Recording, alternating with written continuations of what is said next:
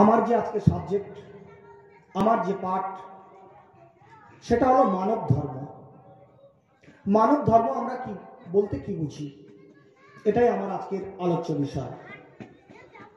পৌরাণিক যুগে সমুদ্র মন্থন হইয়াছিল। সেই সমুদ্র মন্থনে যেমন অমৃত উঠেছিল, তেমনি বিষ উঠেছিল। আধুনিক বিজ্ঞানীরা প্রকৃতি সমুদ্র মন্থন করিয়া অনেক পৃথিবীর গুপ্ত সম্পদ আহরণ করিয়াছে, যার ফলে মানুষের জীবন সুখ স্বাচ্ছন্দ্যে ভরিয়া গিয়াছে। কিন্তু বিষ কম উঠেনি, বিষ তেমনি উঠেছে। তার মধ্যে মারাত্মক বিষ কি? মারাত্মক বিষ হল ঈশ্বরের অবিশ্বাস, যার জন্য আজকের মানব সমাজ জুলিয়া পুড়িয়া ছারকার হইয়া যাইতেছে। আগে মানুষ পায়ে হেঁটে 4 মাইল যেত, এখন সেই বিজ্ঞানের দৌলতে মানুষ 400 মাইল যাচ্ছে।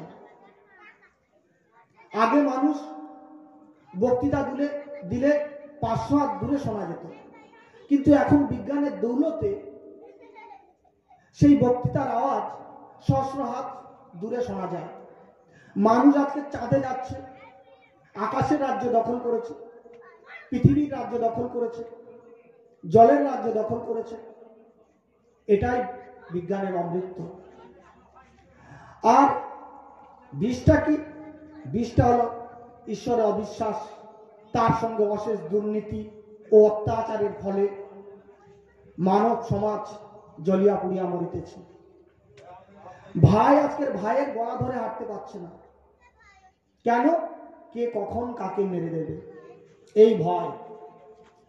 মানুষ জলের রাজ্য দখল করেছে, চাঁদের রাজ্য দখল করেছে, কিন্তু পৃথিবী পৃষ্ঠে সুন্দরভাবে বাঁচিতে জানে না। কি পরিতাপের বিষয়!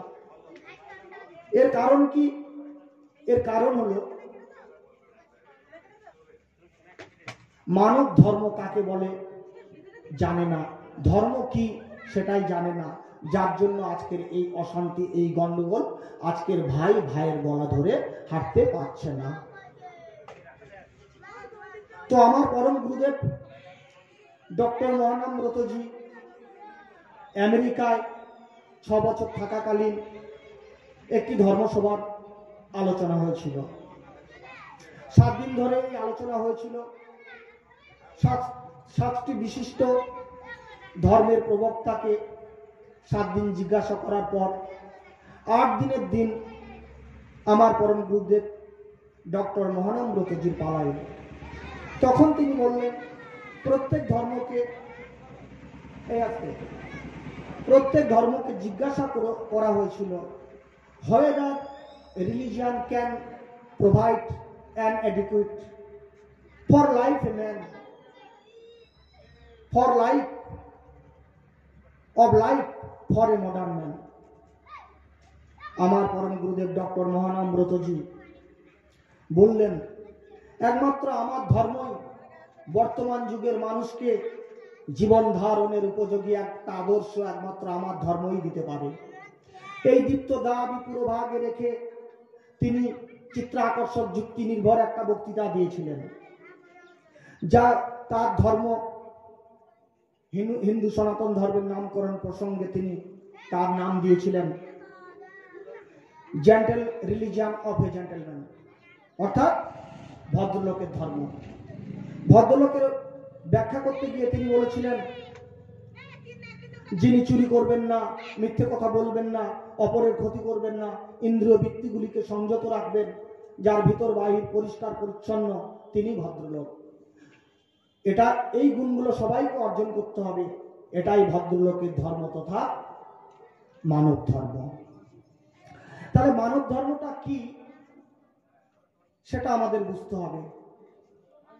মানব ধর্ম আলোচনা করার আগে আমি প্রথমে বলবো যে ধর্ম কাকে বলে। আর একটু কৃতজ্ঞ আমি জানাবো যারা আমার স্টেজের সামনে আসতে পারেননি, যারা আমার সাউন্ডের মাধ্যমে আমার এই বক্তব্য শুনছেন, তাদের কাছে আমি কৃতজ্ঞ এবং তাদের আতুল চরণে আমার প্রণাম। আমি ভগবানের কাছে প্রার্থনা করব, যারা আজকের কাজের ব্যস্ততার মধ্যে দিয়ে মূল্যবান সময় নষ্ট না করে যারা আজকে এখানে আসতে পারেনি, কিন্তু আমার এই সাউন্ডের মাধ্যমে যদি তাদের কর্ণ গহ্বরে এই বার্তা আমি পৌঁছে দিতে পারি, এই পুণ্যের বিনিময়ে যেন ভগবান তাদেরকে ভবতরী পার করে দেয়, এই প্রার্থনা আমি তাদের জন্য করব। তো সবাইকে বলবো, আমি যে বিষয়টি আলোচনা করছি এই বিষয়টা সবাই শুনুক, সবাইকে এই বার্তাটা আমি পৌঁছে দিতে চাই। কেন আজকের সমাজে মারাপিট, কাটাকাটি, হানাহানি, তার জন্যই আমার এই ধর্ম আলোচনা। এটা বিশেষত একটা ভাষণ, যেটা আজকের আধুনিক সমাজে আমাদের অত্যন্ত প্রয়োজন। তাহলে আমি প্রথমেই ধর্ম কাকে বলে সে সম্পর্কে বলব, তারপর মানব ধর্ম আলোচনা করব। ধর্ম বলতে কি বোঝায়? ধর্ম কথাটা সংস্কৃত ভাষা থেকে এসেছে। ধর্ম কথাটাকে আমরা যত সহজে ভাবছি ততটা সহজ নয়। ধর্মটাকে ভালো করে বুঝতে গেলে আমাদের আরো গভীরে প্রবেশ করতে হবে। তাছাড়া এ পথে আছে বিপুল বাধা। ধর্মকে আমরা রিলিজিয়ান ভেবে একটা মারাত্মক ভুল করি। আমাদের দেশে সাহেবেরা এসে আমাদের ধর্মশাস্ত্রকে যেমন ইংরেজিতে অনুবাদ করেছেন, তাতে যেমন আমাদের লাভ হয়েছে, তেতে আমাদের ক্ষতিও কম হয়নি। যারা সংস্কৃত সাহিত্য পড়তে চান না, সেই সংস্কৃত সাহিত্যকে ইংরেজিতে অনুবাদ করে যারা পড়েন, তারা ধর্মকে রিলিজিয়ান ভেবে একটা মারাত্মক ভুল করেন। কতখানি যে ভুল করেন তা আলোচনা করতে করতে ক্রমশ ব্যক্ত হবে। যদি বলি জলের ধর্ম তৃষ্ণা নিবারণ করা, আগুনের ধর্ম দহন করা, তাহলে আমি কি বললাম আপনারা বুঝতে পারলেন। এখন ইংরেজি করুন, religion of water to quench thirst, religion of fire is to burn। এখন দেখুন, ইংরেজি যারা জানেন তারা দেখুন কথাটা কি বললাম। আগুনের ধর্ম দগ্ধ করা, কথাটা কিন্তু ভুল হলো না। কিন্তু আপনি যত বড় ইংরেজিওয়ালা হন না কেন, ঠিক করে বলতে পারবেন না যে এই কথাটা কি হলে ঠিক হয়। এক কথায় ইংরেজিতে ধর্ম কথাটা অনুবাদযোগ্য নয়। এই কথাটা আমি কি বোঝাতে চাইলাম? এই কথাটা বোঝাতে চাইলাম যে আমাদের পারমার্থিক জগতে অর্থাৎ আধ্যাত্মিক জগতে এমন এমন শব্দ আছে যা আজও পর্যন্ত ইংরেজরা আবিষ্কার করতে পারেনি। তাহলে তারা কিভাবে বোঝাবে বলুন? মনে করুন, একটা দৃষ্টান্ত দিয়ে আমি আপনাদের বলছি। মনে করুন যে আমি কাউকে বললাম যে তোমার শাখা সিঁদুর অক্ষয় থাকে। এই কথাটার মানে কি? তোমার শাখা সিঁদুর অক্ষয় থাকুক, এই কথাটার মানে হলো যে তুমি কোনোদিন যেন বিধবা না হও। এই যে ভাবটা ফুটিয়ে তোলা, এইটা ইংরেজিতে করা যায় না। তাই আমি বললাম যে এক কথায় ধর্ম কথাটা অনুবাদযোগ্য নয়। ধর্ম বলতে বোঝায় কোন বস্তুর স্বরূপ বা স্বভাব। অর্থাৎ আগুনের ধর্ম দগ্ধ করা, দগ্ধ করাই তার কাজ। দগ্ধ করা আগুনের স্বরূপ বা স্বভাব। দগ্ধ করতে না পারলে সে নেই।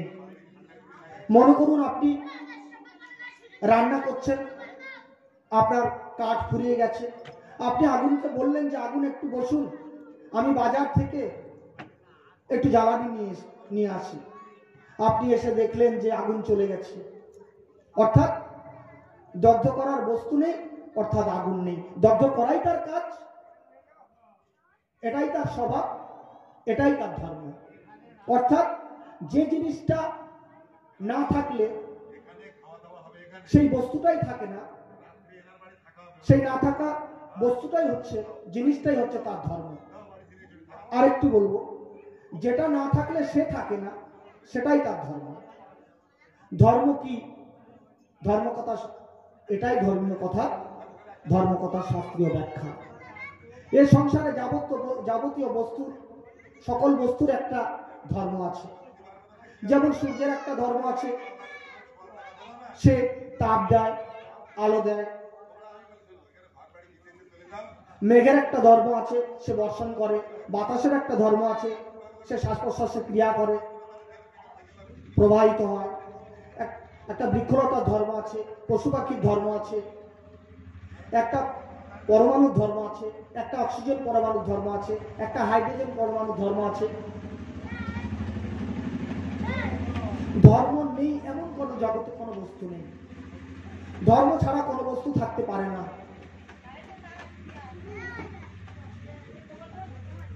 এখন আপনি ধর্ম মানুন আর নাই মানুন, ধর্ম বাদ দিলে কোনো বস্তুর অস্তিত্ব থাকতে পারে না। বিড়াল বিড়ালের মতো, বাঘ বাঘের মতো, বৃক্ষলতা বৃক্ষলতার মতো, পশু পাখি পশু পাখির মতো। বিড়াল বিড়াল তার ধর্ম পালন করে, বাঘ বাঘের ধর্ম পালন করে, পশু পাখির ধর্ম পালন করে, বৃক্ষলতা তাদের ধর্ম পালন করে। ধর্ম পালন করে করে বলেই তারা আছে, না হলে তারা থাকতে পারবে না।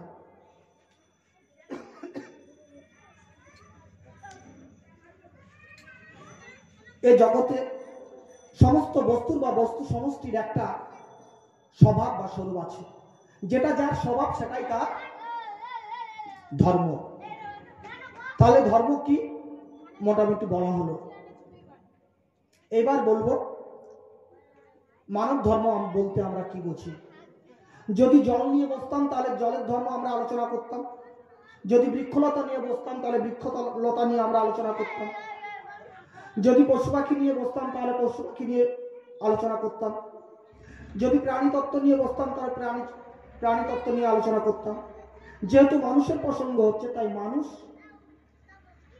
নিয়েই আলোচনা করব। অর্থাৎ যে যে গুণ থাকলে মানুষকে মানুষ বলা হয়, আর যে যে গুণ না থাকলে মানুষকে মানুষ বলা চলে না, যে চলে গেলে মানুষ আর মানুষই থাকে না, সেটাই তার ধর্ম। আর একটু বলবো, যে যে গুণ থাকলে মানুষকে মানুষ বলা চলে, আর যা চলে গেলে মানুষ আর মানুষ থাকে না, সেটাই তার ধর্ম।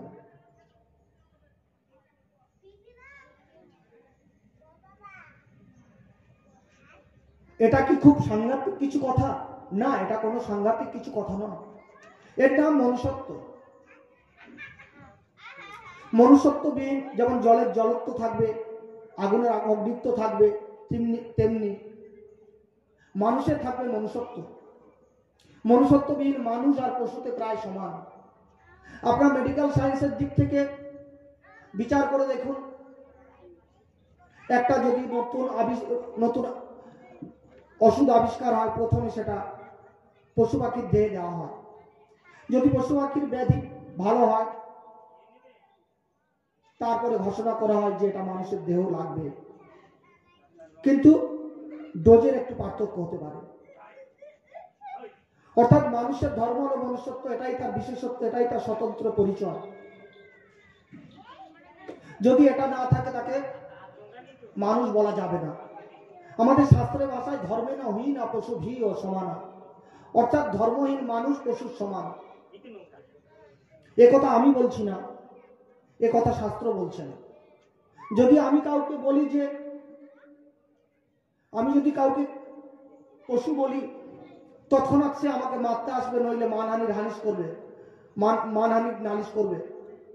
অর্থাৎ কোনো মানুষকে পশু বলতে আমার ভয় থাকতে পারে, কিন্তু শাস্ত্রের তো আর সে ভয় নেই, তাই তিনি নির্ভয় ঘোষণা করছেন মনুষ্যত্ব নামক যে গুণগুলো, সেই গুণগুলো যদি কেউ অর্জন না করে, তাকে মানুষ বলা যাবে না।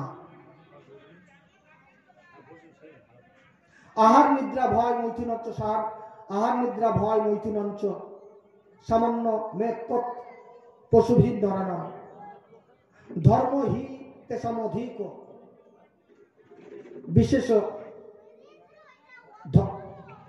বিশেষ ধর্মেনহীন পশুবিও সমানা।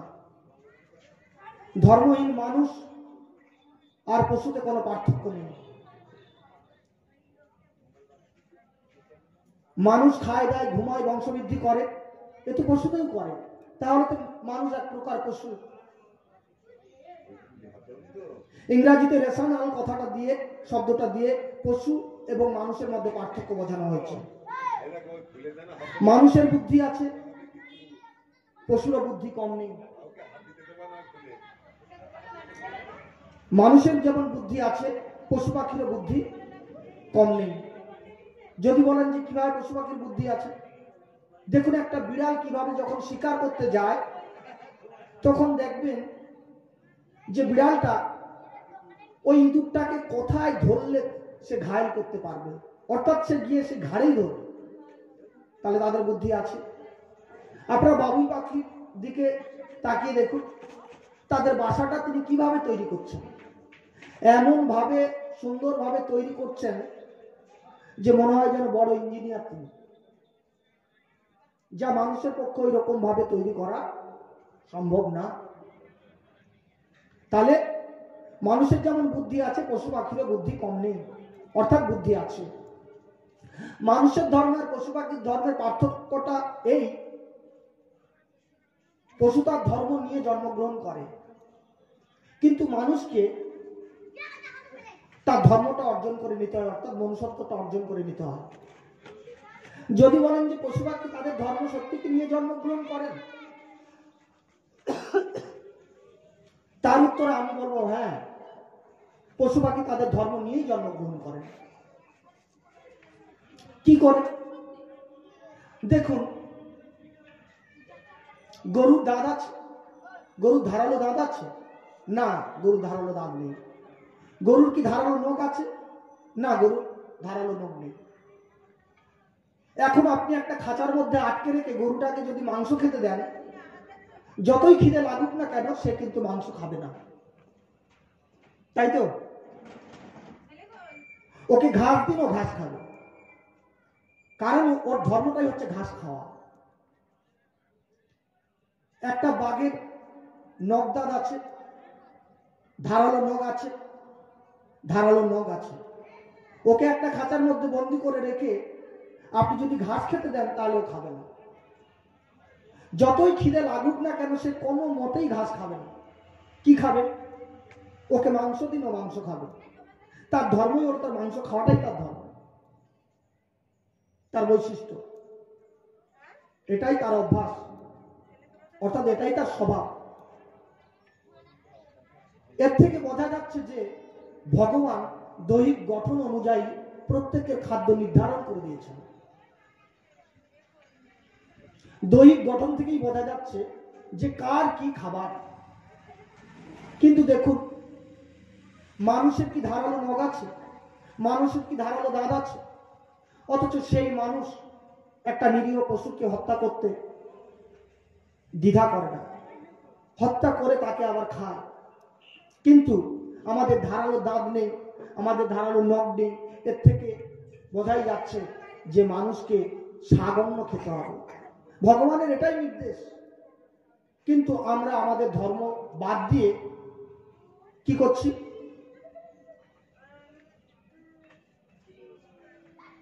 আমরা পশু পাখি, অহিংসার, হিংসার পথ বেছে নিচ্ছি। আর একটা বৈশিষ্ট্য আছে যেটার নাম হলো ইভোলিউশন থিওরি। ইভোলিউশন থিওরি মতে এককোষী প্রাণী থেকে মানুষ পর্যন্ত আসতে ওই পশুকে অনেক কিছু হারাতে হয়েছে। সে এখন পাখির মতো আর উঠতে পারে না, জলের তলায় সাঁতার কাটতে পারে না, আকাশে উঠতে পারে না, বাঘের মতো তার দাঁত নখ নেই। এত কিছু হারিয়ে মানুষ আজকের লাভবান হয়েছে, কারণ সে আজকের কাঁচা খায় না, রান্না করে খায়, অন্ধকারে থাকে না, আলো জ্বেলে নেয়। অর্থাৎ মনুষ্যত্ব অর্জন করার সমস্ত উপাদান বা উপকরণ তাকে দেওয়া হয়েছে। এখন তাকে মনুষ্যত্বটা অর্জন করে নিতে হবে। দাতা যিনি, তিনি ভুল করেননি। তাই মনুষ্যত্বটা কি এবং কিভাবে অর্জন করতে হয়, এটাই আমাদের মানব ধর্ম আলোচনার সার কথা। মানব ধর্মটা কি তাই বলবো, তবে আমার বুদ্ধি দিয়ে বলবো না, শাস্ত্র অনুসারেই বলবো।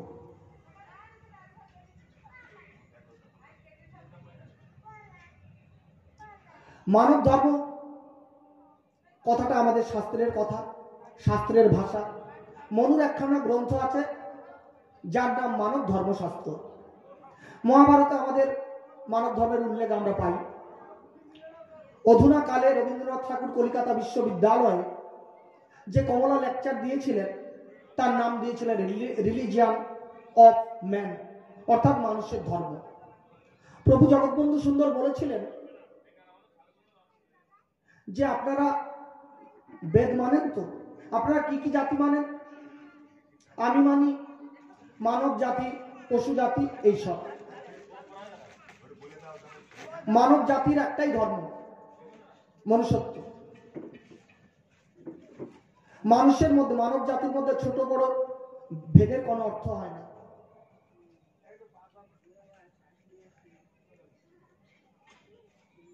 এখন সমাজে, জনসমাজে যেমন ব্রাহ্মণ, ক্ষত্রিয়, বৈশ্য, শূদ্র আছে, এটা তো কোনো ভেদ না। এদের শাস্ত্রীয় নাম হচ্ছে বর্ণ। আমরা গীতায় দেখি চাতুর্বর্ণং মহাশিষ্ট গুণ কর্ম বিভাগস্য তস্য কর্তারমপি মাং বিদ্ধ কর্তারম বয়ম। অর্থাৎ এর শাস্ত্রীয় নাম বর্ণ, এটা তো কোনো ভেদ না। এখন জাতি বলতে যেমন ফরাসি জাতি, ইংরেজ জাতি, জার্মান জাতি, এইসব জাতির ধর্মও তো আলাদা না। এইসব জাতির ধর্ম হলো মানব ধর্ম। মানব ধর্ম মানব মাতৃর ধর্ম, অর্থাৎ সকলকেই মনুষ্যত্ব অর্জন করতে হবে। যদি ধর্ম বাদ দিই তাহলে সর্বনাশ, আপনি আর মানুষই রইলেন না। যদি বলি যে শিক্ষা হবে ধর্মহীন, তাহলে বলবো সেই শিক্ষায় যারা শিক্ষিত হবেন তারা মানুষ গড়বে না। শিক্ষায় মনুষ্যত্ব থাকবে না, শিক্ষায় ধর্ম থাকবে না, তার মানে সেই শিক্ষায় যারা শিক্ষিত হবেন তাদের মনুষ্যত্ব না থাকার ফলে মনুষ্যত্ব লোপ পেয়ে যাবে। তার জন্য সাবধান হন। মনুষ্যত্ব লোপ পেয়ে যাওয়ার ফলে স্টেট হবে ধর্মহীন, অর্থাৎ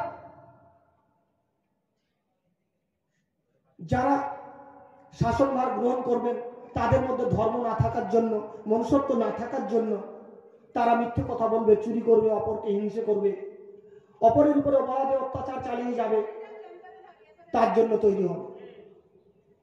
ধর্ম বাদ দিলাম, অর্থাৎ মনুষ্যত্বটা বাদ দিলাম, আর একটা ইনস্টিটিউশন গড়ে তুললাম, অর্থাৎ তার আগে একটা অ্যাটম দিয়ে সব ধ্বংস করে দেওয়ার সমান। তাই আমি প্রথমে বলেছি রিলিজিয়ান আর ধর্মটা কিন্তু এক নয়। প্রথমে ধর্মটা কাকে বলে সেটা আলোচনা করে নিয়েই রিলিজিয়ানটা কি সেটা আলোচনা করব। আমাদের শাস্ত্রের ভাষায় বা মহাপুরুষদের ভাষায় মনুষ্যত্বের দু তিনটি সংজ্ঞা আছে। তার মধ্যে যেটি সব থেকে ছোট সংজ্ঞা, যাতে মাত্র 5টি লক্ষণ দেওয়া আছে, 5টি গুণের কথা বলা হয়েছে, সেই সংজ্ঞাটাই আমি আপনাদের কাছে বলবো। সেই সংজ্ঞাটাই কি বলা হচ্ছে? বলছেন যে অহিংসা সত্যম স্তেয়ং শৌচং সংযমম এবচ এতৎ সমাসিকং প্রত্যং ধর্মস্য পঞ্চলক্ষণ। অর্থাৎ মনুষ্যত্বের মধ্যে 5টি গুণ আছে। সেই 5টি গুণ কি? অহিংসা, সত্য, সংযম, সুচিতা, অচৌর্য। আরেকটি বলি, অহিংসা অর্থাৎ কাউকে হিংসা না করা, সুচিতা অর্থাৎ পরিষ্কার পরিচ্ছন্নতা, অন্তরটাকে পরিষ্কার পরিচ্ছন্ন রাখতে হবে, সংযম অর্থাৎ তিনি সংযমী হবে, অচৌর্য অর্থাৎ চুরি না করা, আর সত্য অর্থাৎ সত্যশ্রয়ী হওয়া। কথা কয়েকটা একটু ব্যাখ্যার প্রয়োজন আছে।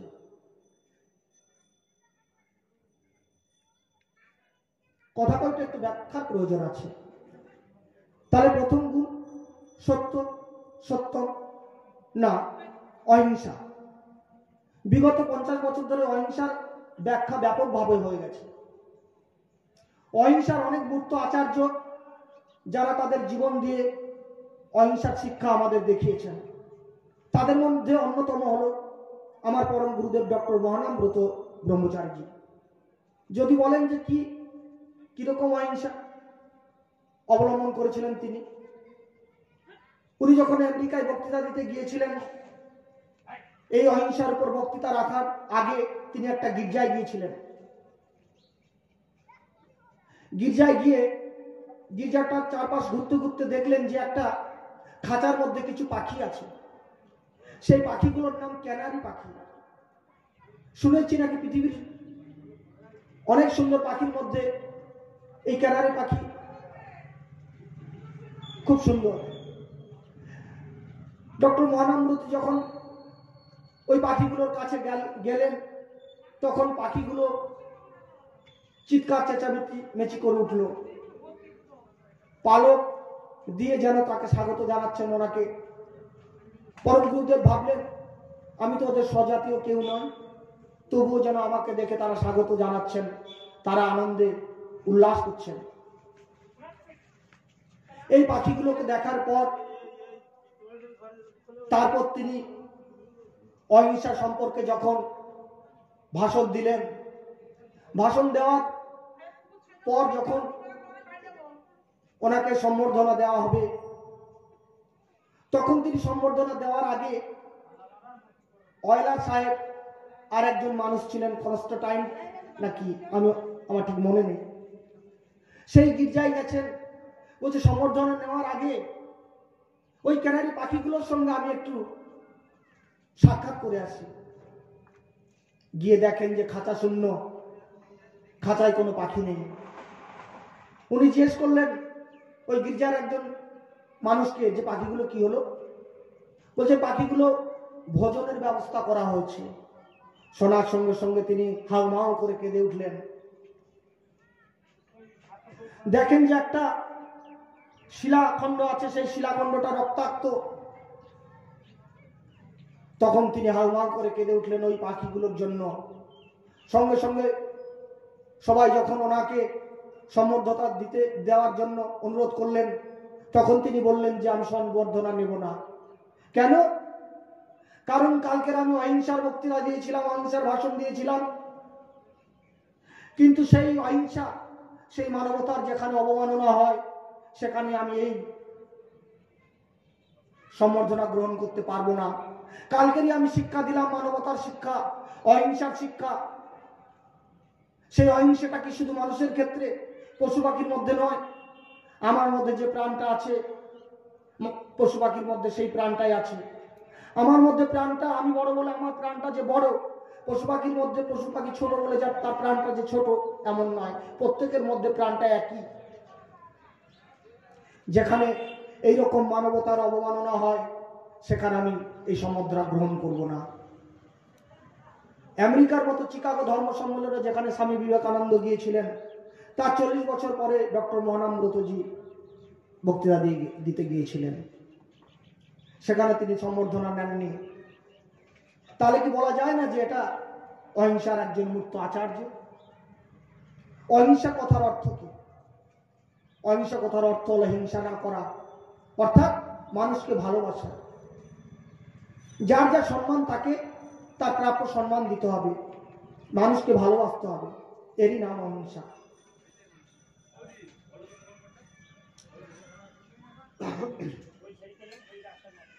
অহিংসা তো পশুর ধর্ম। রাস্তা দিয়ে একটা কুকুর যাচ্ছে, আপনার বাড়ির কুকুরটা বেরিয়ে এলো, ঘেউ ঘেউ করে উঠলো। ওই কুকুরটাকে দেখে আরো আশেপাশ থেকে 8-10টা কুকুর এসে কামড়া কামড়ি, রক্তারক্তি যা ঘটে গেল, সন্ধান করে দেখুন এর কারণ কি? এর কারণ কিছু না।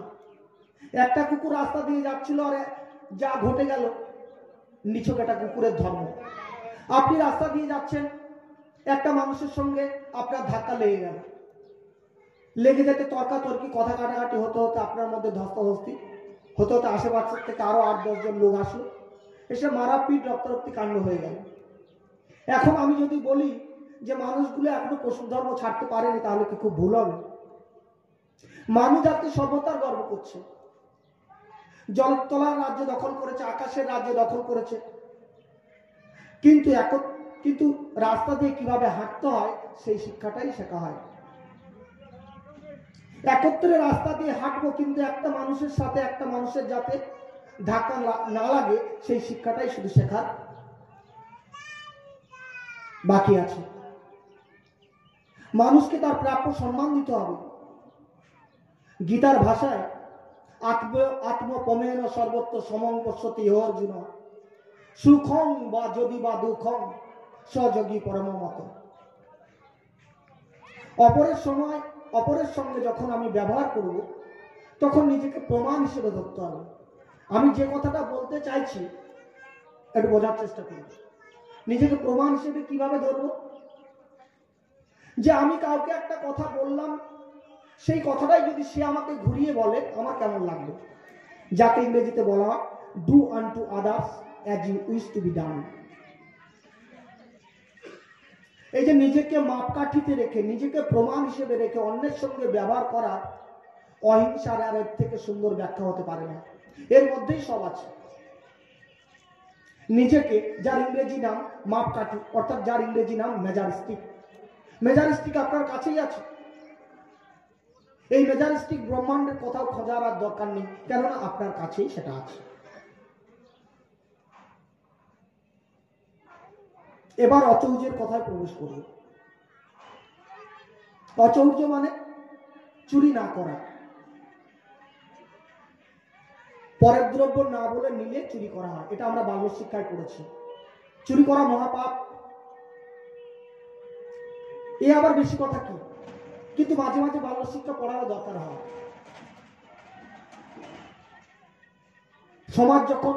সমাজে যখন চোরের সংখ্যা বেড়ে যায়, দেশ যখন চোরে ভরে যায়, সেই চোরকে যারা ধরবে সেও চোর, সেই চোরকে যারা শাস্তি দেবে সেও চোর, ওই চোরের হয়ে যার কাছে আপিল করবো সেও চোর, তার উপরে যে বসে আছে সেই চোর।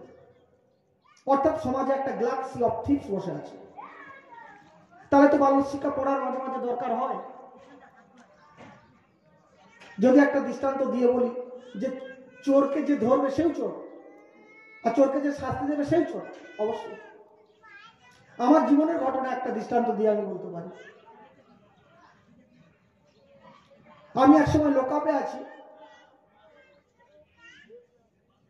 তা দেখলাম একজন গাঁজা খায় একটা বাচ্চা ছেলেকে ধরে নিয়ে এসেছে। ধরে নিয়ে এসে তার পাছায় 3টে বেতের বাড়ি মারল, হাতটা তুলে দিয়ে। সে বলল যে স্যার আমি কিন্তু গাঁজা খাইনি। পুলিশ কিন্তু বলছে গাঁজা আর খাবি, ও বলছে আমি খাইনি, বলো 3টে বাড়ি মারল। একদিন এক দিদি আমাকে নেমন্তন্ন করেছিল বৈষ্ণব সেবার জন্য। সেটা হচ্ছে ডিডিটি স্কুলের পাশে। আমি যথারীতি মোটরসাইকেল নিয়ে সেখানে গেছি। দিদি বলেছে যে তুমি তো যেখানে বৈষ্ণব সেবা হবে সেটা তো তুমি চেনো না, তা তুমি ওই ডিডিটি স্কুলের পাশে এসে আমাকে ফোন করবে, করলে আমি ফোন ধরবো, তারপরে তোমাকে আমি ডেকে নেবো। আমি গেছি, 8-10 বার ফোন করেছি। ফোন করার পরে তিনি আর ফোন ধরেন। হঠাৎ এ রাস্তা দিয়ে যাই, অনেক দূর দেখি কোথাও অনুষ্ঠান হচ্ছে না। এ রাস্তা দিয়ে যাই, দেখি অনুষ্ঠান হচ্ছে না। ও রাস্তা দিয়ে যাই, দেখি অনুষ্ঠান হচ্ছে না।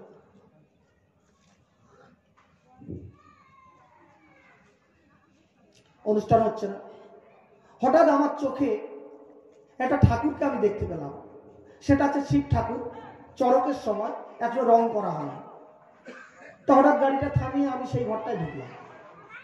ঢুকে ঠাকুরটাকে যখন দেখছি, তখন একজন বয়স্ক মহিলা, মধ্যবয়স্ক, তিলক সেবা করা আছে, উনি বেরিয়ে আসলেন। আমারও তিলক সেবা করা আছে। তাই বললাম, মাসিমা ঠাকুরটা খুব সুন্দর, কে করেছেন?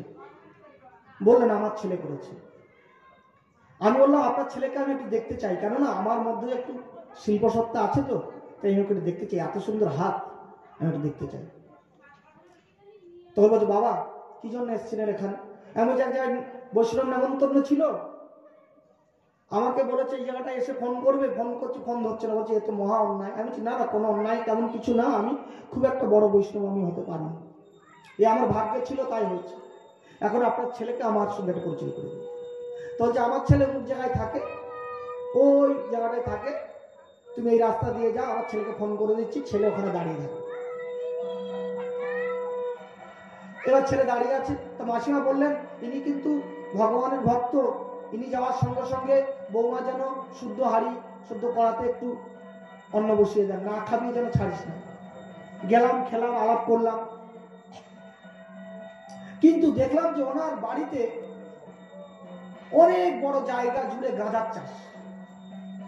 তা আমি বললাম এত গাঁজা চাষ করেছেন, আপনাকে পুলিশ ধরে না? তো পুলিশ ধরবে মানে ডন থেকে পুলিশ পর্যন্ত সব আমার হাতে থাকে বলছি। তাই এবার আসল কথায় আমরা ফিরে আসি। সে আমি লোকাবে আছি, সেই যে ছেলেটা গাঁজা খেয়েছিল তাকে তো 3টে বেতের বাড়ি মারলো, কিন্তু তার পরের দিন দেখি সেই দাদাটা গেছে, ব্যাগ একটা বগল চাপা করে গেছে, হুট করে আমাকে দেখতে পেয়ে গেছে। আমাকে বলছে কি ব্যাপার? আমি বলছি এই ব্যাপার। তা উনি বলছেন এটা ভাগ্যের দোষ, আপনি কি জন্য এসছেন? ওই ব্যাপার। তার মানে উনি যে গাঁজা চাষ করেন তার একটা মাসোহারা দিতে হয়। তাহলে কি চোর বলা যায়? তো যায় না, যায় না, বলুন। তাহলে দেখুন যে যার যে গাঁজা খাচ্ছে তাকে মারছে, আর যার যে গাঁজা চাষ করছে তাকে অনুপ্রেরণা দিচ্ছে যে গাঁজা চাষ করে যায়। তাই বললাম যে চোর, এই চোরকে যে ধরবে সেও চোর, একে যে শাস্তি দেবে সেও চোর, আপিল করবো যার কাছে সেই চোর, আর তার উপরে যে বসে আছে সেই চোর। অর্থাৎ সমাজে একটা গ্যালাক্সি অফ থিপস যখন বসে আছে তখনই মাঝে মাঝে বাল্য শিক্ষা করার দরকার হয়। পরের দ্রব্য না বলে নিলেই যে চুরি করা হয় তা নয়। চুরি করা কথাটা আমাদের শাস্ত্রে অনেক ব্যাপক অর্থে ব্যবহার করা হয়। বলছেন ঋণ শোধ না করলে আপনি চোর।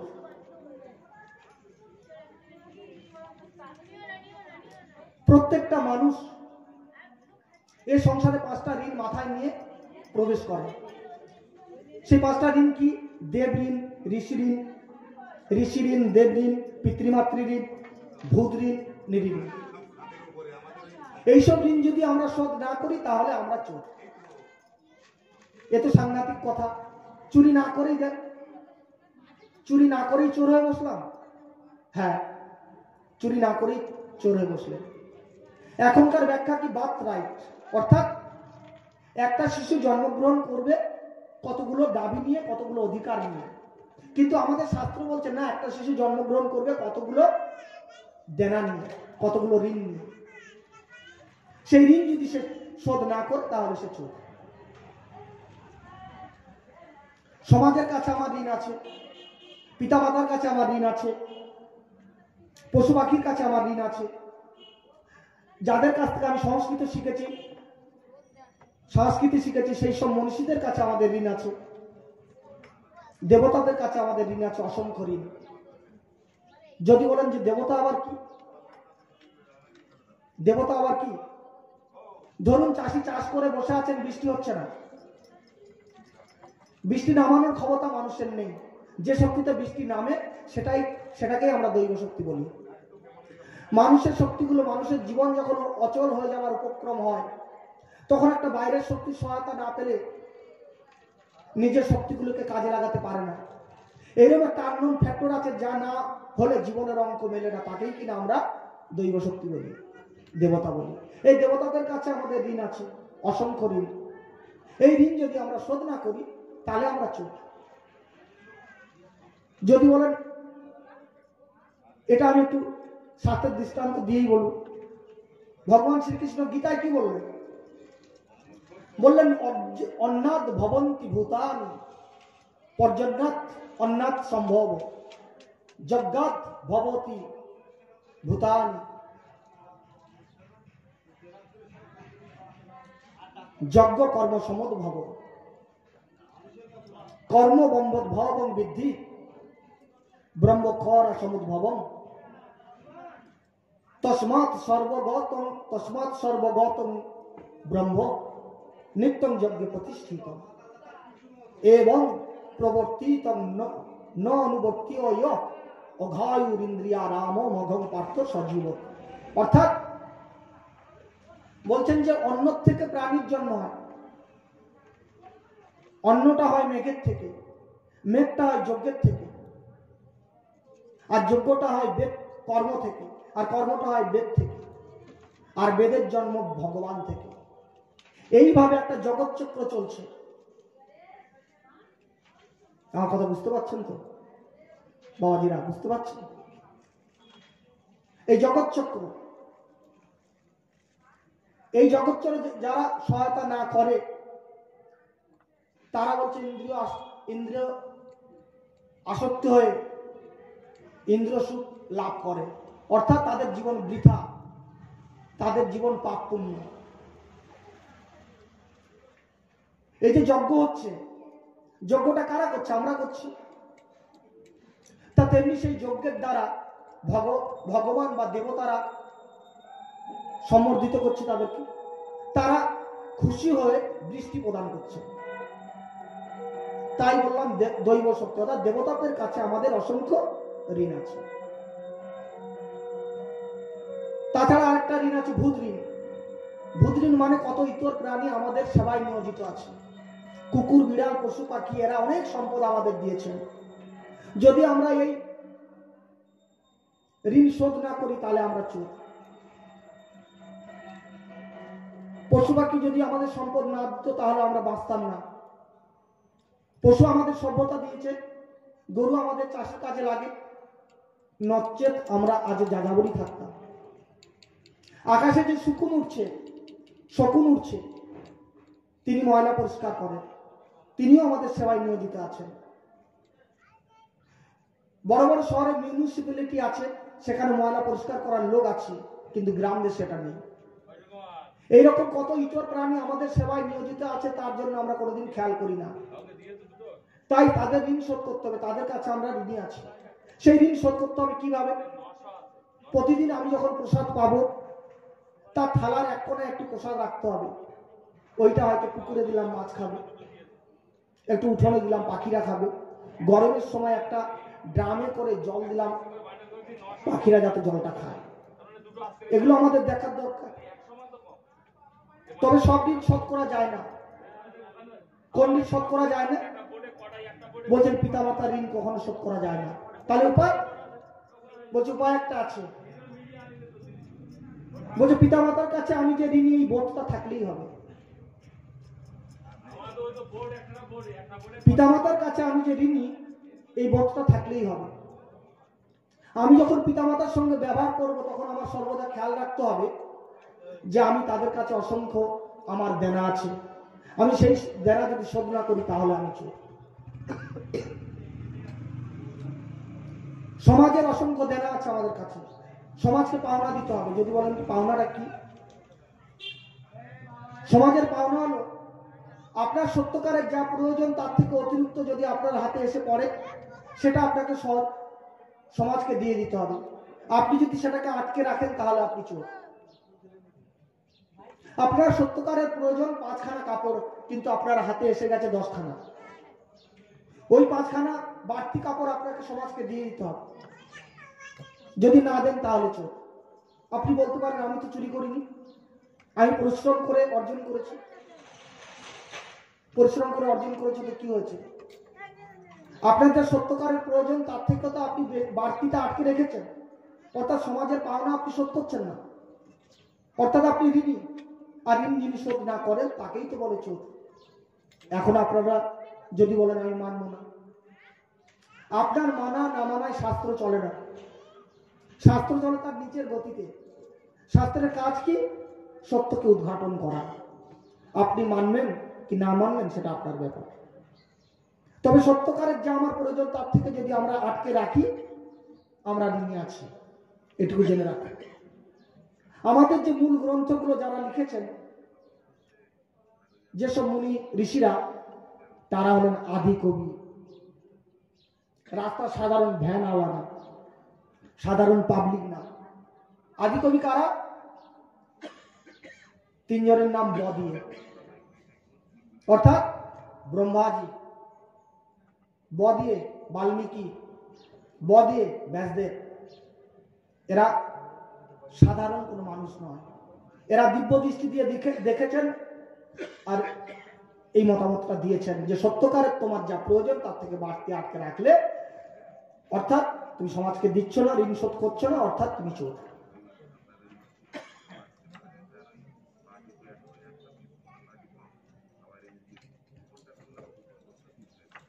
আমি যে মনুষ্যত্বের 5টা গুণের কথা বলেছিলাম, অহিংসা, সত্য, সংযম, সুচিতা, অচৌর্য, তাহলে আমাদের দুটো হয়ে গেছে, অহিংসা হয়ে গেছে, অচৌর্য হয়ে গেছে। এবার আসছি সুচিতা। সুচিতা বলতে পরিষ্কার পরিচ্ছন্নতা, পবিত্রতা। আজকের দিনে মানুষ, আমাদের জামা কাপড় ময়লা হয়, আমাদের যেমন জামা কাপড় ময়লা হয় তেমন আমাদের মনটা এরকম ময়লা হয়। মনটা কিভাবে ময়লা হয়? অপরের অমঙ্গল চিন্তা, অপরের ক্ষতি সাধন করার চিন্তা, অপরের খারাপ করার চিন্তা, এইসব চিন্তা করলে মনটা আমাদের ময়লা হয়ে যায়। কিন্তু আজকের মানুষ অন্তরের পরিষ্কার দিকে, সুচিতার দিকে লক্ষ্য না রেখে দেহের বিলাসিতার দিকে লক্ষ্যটা বেশি। বিলাসিতা আর পবিত্রতা, সুচিতা এক কথা নয়। অপরের মঙ্গল চিন্তা, অপরের কল্যাণ চিন্তা, শুভ বুদ্ধি, শুভ চিন্তা মানুষের মনটাকে পবিত্র করে। এইভাবে ভিতর বাহির পরিষ্কার রাখার নামই সুচিতা। তাহলে 3টে বৈশিষ্ট্য আমি বললাম। এবার বলবো যে সংযম। সংযমটা কি? সংযমটা হলো আমাদের ইন্দ্রিয় শক্তি সীমাবদ্ধ, ইন্দ্রিয় শক্তিকে সংযত রাখা। আমাদের ইন্দ্রিয় শক্তি সীমাবদ্ধ, অযথা ব্যয় করলে কাজের সময় আর পাবেন না। আপনি যত বড় ধনী হন না কেন, প্রয়োজন মতো ব্যয় না, প্রয়োজন মতো যদি খরচ না করেন হিসেব করে, তাহলে আপনি যত বড় ধনী হন না কেন এক সময় দরিদ্র হয়ে পড়বেন, তাই তো? তেমনি আমাদের অজশক্তিকে সংযত রাখতে হবে। আপনি অযথা ব্যয় করলে, যেখানে প্রয়োজন সেখানেই ব্যয় করবেন, অপ্রয়োজনে ব্যয় করলে আপনি দরিদ্র হয়ে পড়বেন। যেমন আপনি বুড়ো না হতে হতে আপনার মেরুদণ্ড বাঁকা হয়ে যাবে। দেখছেন না, কলেজে বা স্কুল বা বাল্য জীবনে একটা আদর্শ ছেলে মেয়ে যা থাকে, কিন্তু তারা সংসারে ঢোকার সঙ্গে সঙ্গে তারা চূর্ণ বিচ্ছিন্ন হয়ে যায়। এর কারণ কি?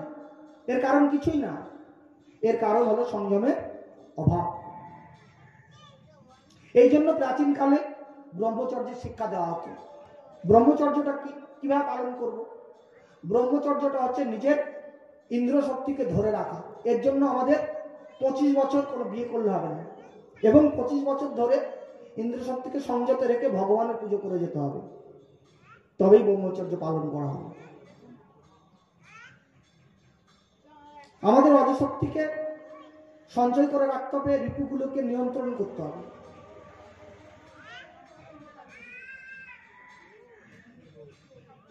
কাম, ক্রোধ, লোভ এগুলো প্রয়োজন আছে, কিন্তু কোথায় কিভাবে লাগাম টানতে হবে এই শিক্ষা যার জানা আছে সেই সংযমী। আর এই শিক্ষা যার জানা নেই সে আছড়ে পড়বেই পড়বে, কোথায় গিয়ে পড়বে তার কোনো ঠিক ঠিকানা নেই। কোথায় কেমন ভাবে ব্রেক করতে হবে এই শিক্ষা যার জানা নেই সে অ্যাক্সিডেন্ট করবেই করবে। তেমনি কাম, ক্রোধ, লোভকে কোথায় ব্রেক করতে হবে এই সন্ধান যার জানা আছে সেই সংযমী। যত গুণী মানুষের থাকুক না কেন, এই সংযমের অভাবই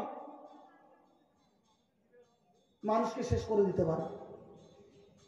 আমরা গীতায় দেখেছি ভগবান শ্রীকৃষ্ণকে অর্জুন বলছেন, কি বলছেন? বলছেন অথ কেন প্রযুক্ত পাপম চরতি পুরুষঃ। অনিচ্ছানাপি বাসনেয় বলা দিব নিয়োজিত। তার মানে বলছেন যে প্রভু সখা, আমরা পাপ করতে চাই না, কিন্তু কে যেন বলপূর্বক আমাদেরকে পাপ কাজে নিয়োজিত করে। কে করে বলুন তো? তখন ভগবান বলছে কাম এসো, ক্রোধ এসো, রজগুণ সমুদ্ভব, মহাশোন মহাপাপমা বিদ্যে নমি বৈদি না। অর্থাৎ বলছেন যে কাম, ক্রোধ, লোভ এটা রজগুণ থেকে উৎপন্ন, এটা দুষ্পরিণীয়, এটা খুব উগ্র। এদেরকে জানবে সংসারে এরা শত্রু নাকি? তাহলে আমাদের সংযম হয়ে গেল। এবার বলবো সত্যম। যে 5টা গুণের কথা বললাম, সেই 5টা গুণ যদি না বলে একটি মাত্র কথা বলি, সত্যম পালন করি, তাহলে সব হয়ে গেল। সত্যই হচ্ছে পরম ধর্ম। যেখানে ভাগবত শ্লোকের প্রথমে ঋষি প্রণাম করছেন সত্যম পরম ধীমহি, সত্যই ভগবান। মহাত্মা গান্ধী বলতেন সত্যই ঈশ্বর, god is truth, truth is god. অর্থাৎ সত্যই ভগবান, সত্যের মধ্যেই সব আছে। আমি সত্য পালন করছি, অর্থাৎ আমার ভিতর বাহির একরকম, আমার ভিতর বাহির একরকম, যা চিন্তা করি তাই বলি, কিন্তু ভাবছি একরকম আর করছি একরকম। এর নাম অসত্য। এই অসত্যই জীবনকে খণ্ড খণ্ড করে দিতে পারে। জীবনের একত্রে ইন্ট্রিগেশন নষ্ট হয়ে যায়। আর যিনি সত্যে স্থির আছেন, সত্যের চাইতে আর কোনো ভালো বস্তু নেই। আমরা সারা জীবন ধরে যদি একটা শিক্ষা শিখে নিতে পারি পড়াশোনার মধ্যে, যে কখনো মিথ্যে আচরণ করতে নেই, সবসময় সত্য আচরণ করতে হয়, তাহলে এই একটি গুণ আমাকে সমস্ত গুণের অধিকারী করবে। বোঝা গেল? এবার মূল কথায় ফিরে আসছি। তাহলে মনুষ্যত্বটা কি? আমি আগেই বললাম, যদি কারোর মধ্যে দেখি অহিংসা, সত্য, সংযম, সুচিতা, অচৌর্য, এই 5টি গুণ অর্জন করেছেন, তাহলে বলবো ওই লোকটা মনুষ্যত্ব আছে। আমরা অনেক সময় বলতে দেখি লোকটা বিদ্যা, কিন্তু মনুষ্যত্ব নেই। কাজেই বোঝা গেল যে মনুষ্যত্বটা বিদ্যা বুদ্ধি না। অনেক সময় আমরা বলতে দেখি লোকটার সম্পদ আছে, লোকটা ধনী, কিন্তু মনুষ্যত্ব নেই। এর থেকে বোঝা গেল যে মনুষ্যত্বটা ধন না। অনেক সময় বলতে দেখি লোকটার যশ প্রতিভা আছে বেশ, কিন্তু মনুষ্যত্ব নেই। অর্থাৎ যশ প্রতিভা এগুলো মনুষ্যত্ব না। মনুষ্যত্ব জিনিসটা কি এটা বোঝেন না এমন কোনো মানুষ নেই, সবাই বোঝে, কিন্তু ব্যাখ্যা করতে গেলে সময় লাগে। কিন্তু আপনি যদি একটা মানুষের সঙ্গে কিছুদিন চলাফেরা করেন, আলাপ ব্যবহার করেন, তাহলে আপনি বুঝতে পারবেন যে লোকটার মনুষ্যত্ব আছে না নেই। আমাদের শাস্ত্রকারগণ বলে দিয়েছেন চুরি করবে না, মিথ্যে কথা বলবে না, অপরকে হিংসে করবে না, বেশ সংযমী, অন্তর্বাহির পরিষ্কার। এই গুণগুলো যদি কারো কোনো মানুষের মধ্যে দেখি, তাহলে জানবো সেই মানুষটা মনুষ্যত্ব অর্জন করেছে। এই মনুষ্যত্বের গুণগুলো অর্জন করা না পর্যন্ত মানুষ হওয়া যায় না, মানুষ পশুই থাকে।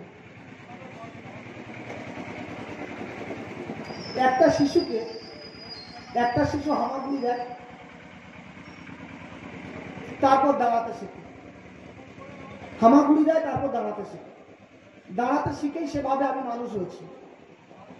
অনেকেই আছে আমাদের জগতে, কিছু টাকা পয়সা, অর্থ সম্পদ অর্জন করে বলে আমি মানুষ হয়েছি, কিন্তু উপরিক্ত যে 5টা গুণের কথা বললাম, অহিংসা, সত্য, সংযম, সুচিতা, অচৌর্য, এই গুণগুলো অর্জন না করা পর্যন্ত মানুষ হওয়া যায় না। একটা মানব শিশুকে সবকিছু দিয়েও যদি ওই গুণগুলো না দেওয়া হয়, তাহলে তাকে কিছুই দেওয়া হলো না, বরং তার তো কোনো উপকার করতে পারলাম না, বরং তার ক্ষতি করলাম।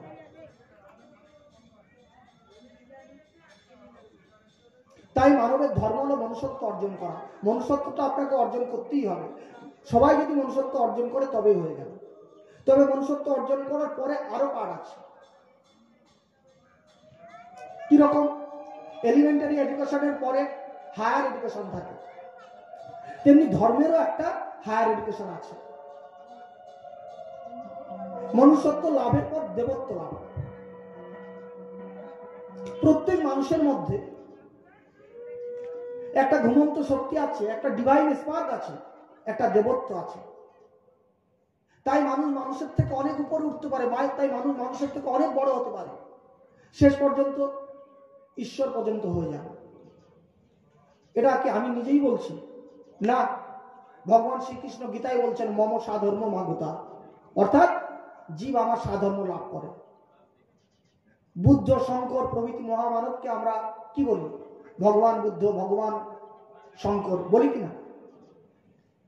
মানুষ যে এত উচ্চে উঠতে পারে, কত উচ্চে উঠতে পারে তা বলা সম্ভব না। মনুষ্যত্ব লাভের পরের শিক্ষা হচ্ছে দেবত্ব লাভ। আপনার লক্ষ্যটা যদি দেবত্বের দিকে থাকে, অর্থাৎ আপনার লক্ষ্যটা যদি উপরের দিকে থাকে, তাহলে মানুষ হওয়াটা খুব সহজ হয়। এই দেবত্ব লাভের 3টে পদ আছে, যাকে সংস্কৃত ভাষায় বলা হয় মার্গ। কি বলা হয়? মার্গ। এই 3টে মার্গ। আর 3টে মার্গ কি? 3টে মার্গ হলো জ্ঞান মার্গ, কর্ম মার্গ, ভক্তি মার্গ। আর মানুষের মধ্যে 3টি বৃত্তি আছে প্রধান। সেই 3টে বৃত্তি কি? জানবার ইচ্ছা, করবার ইচ্ছা, অনুভবের ইচ্ছা, যাকে ইংরেজিতে বলা হয় থিঙ্কিং, উইলিং অ্যান্ড ফিলিং। দর্শনের ভাষায় বলছেন কগনিশন, ভলিউশন অ্যান্ড ইমোশন। আর অন্যভাবে উইজডম, পাওয়ার অ্যান্ড লাভ।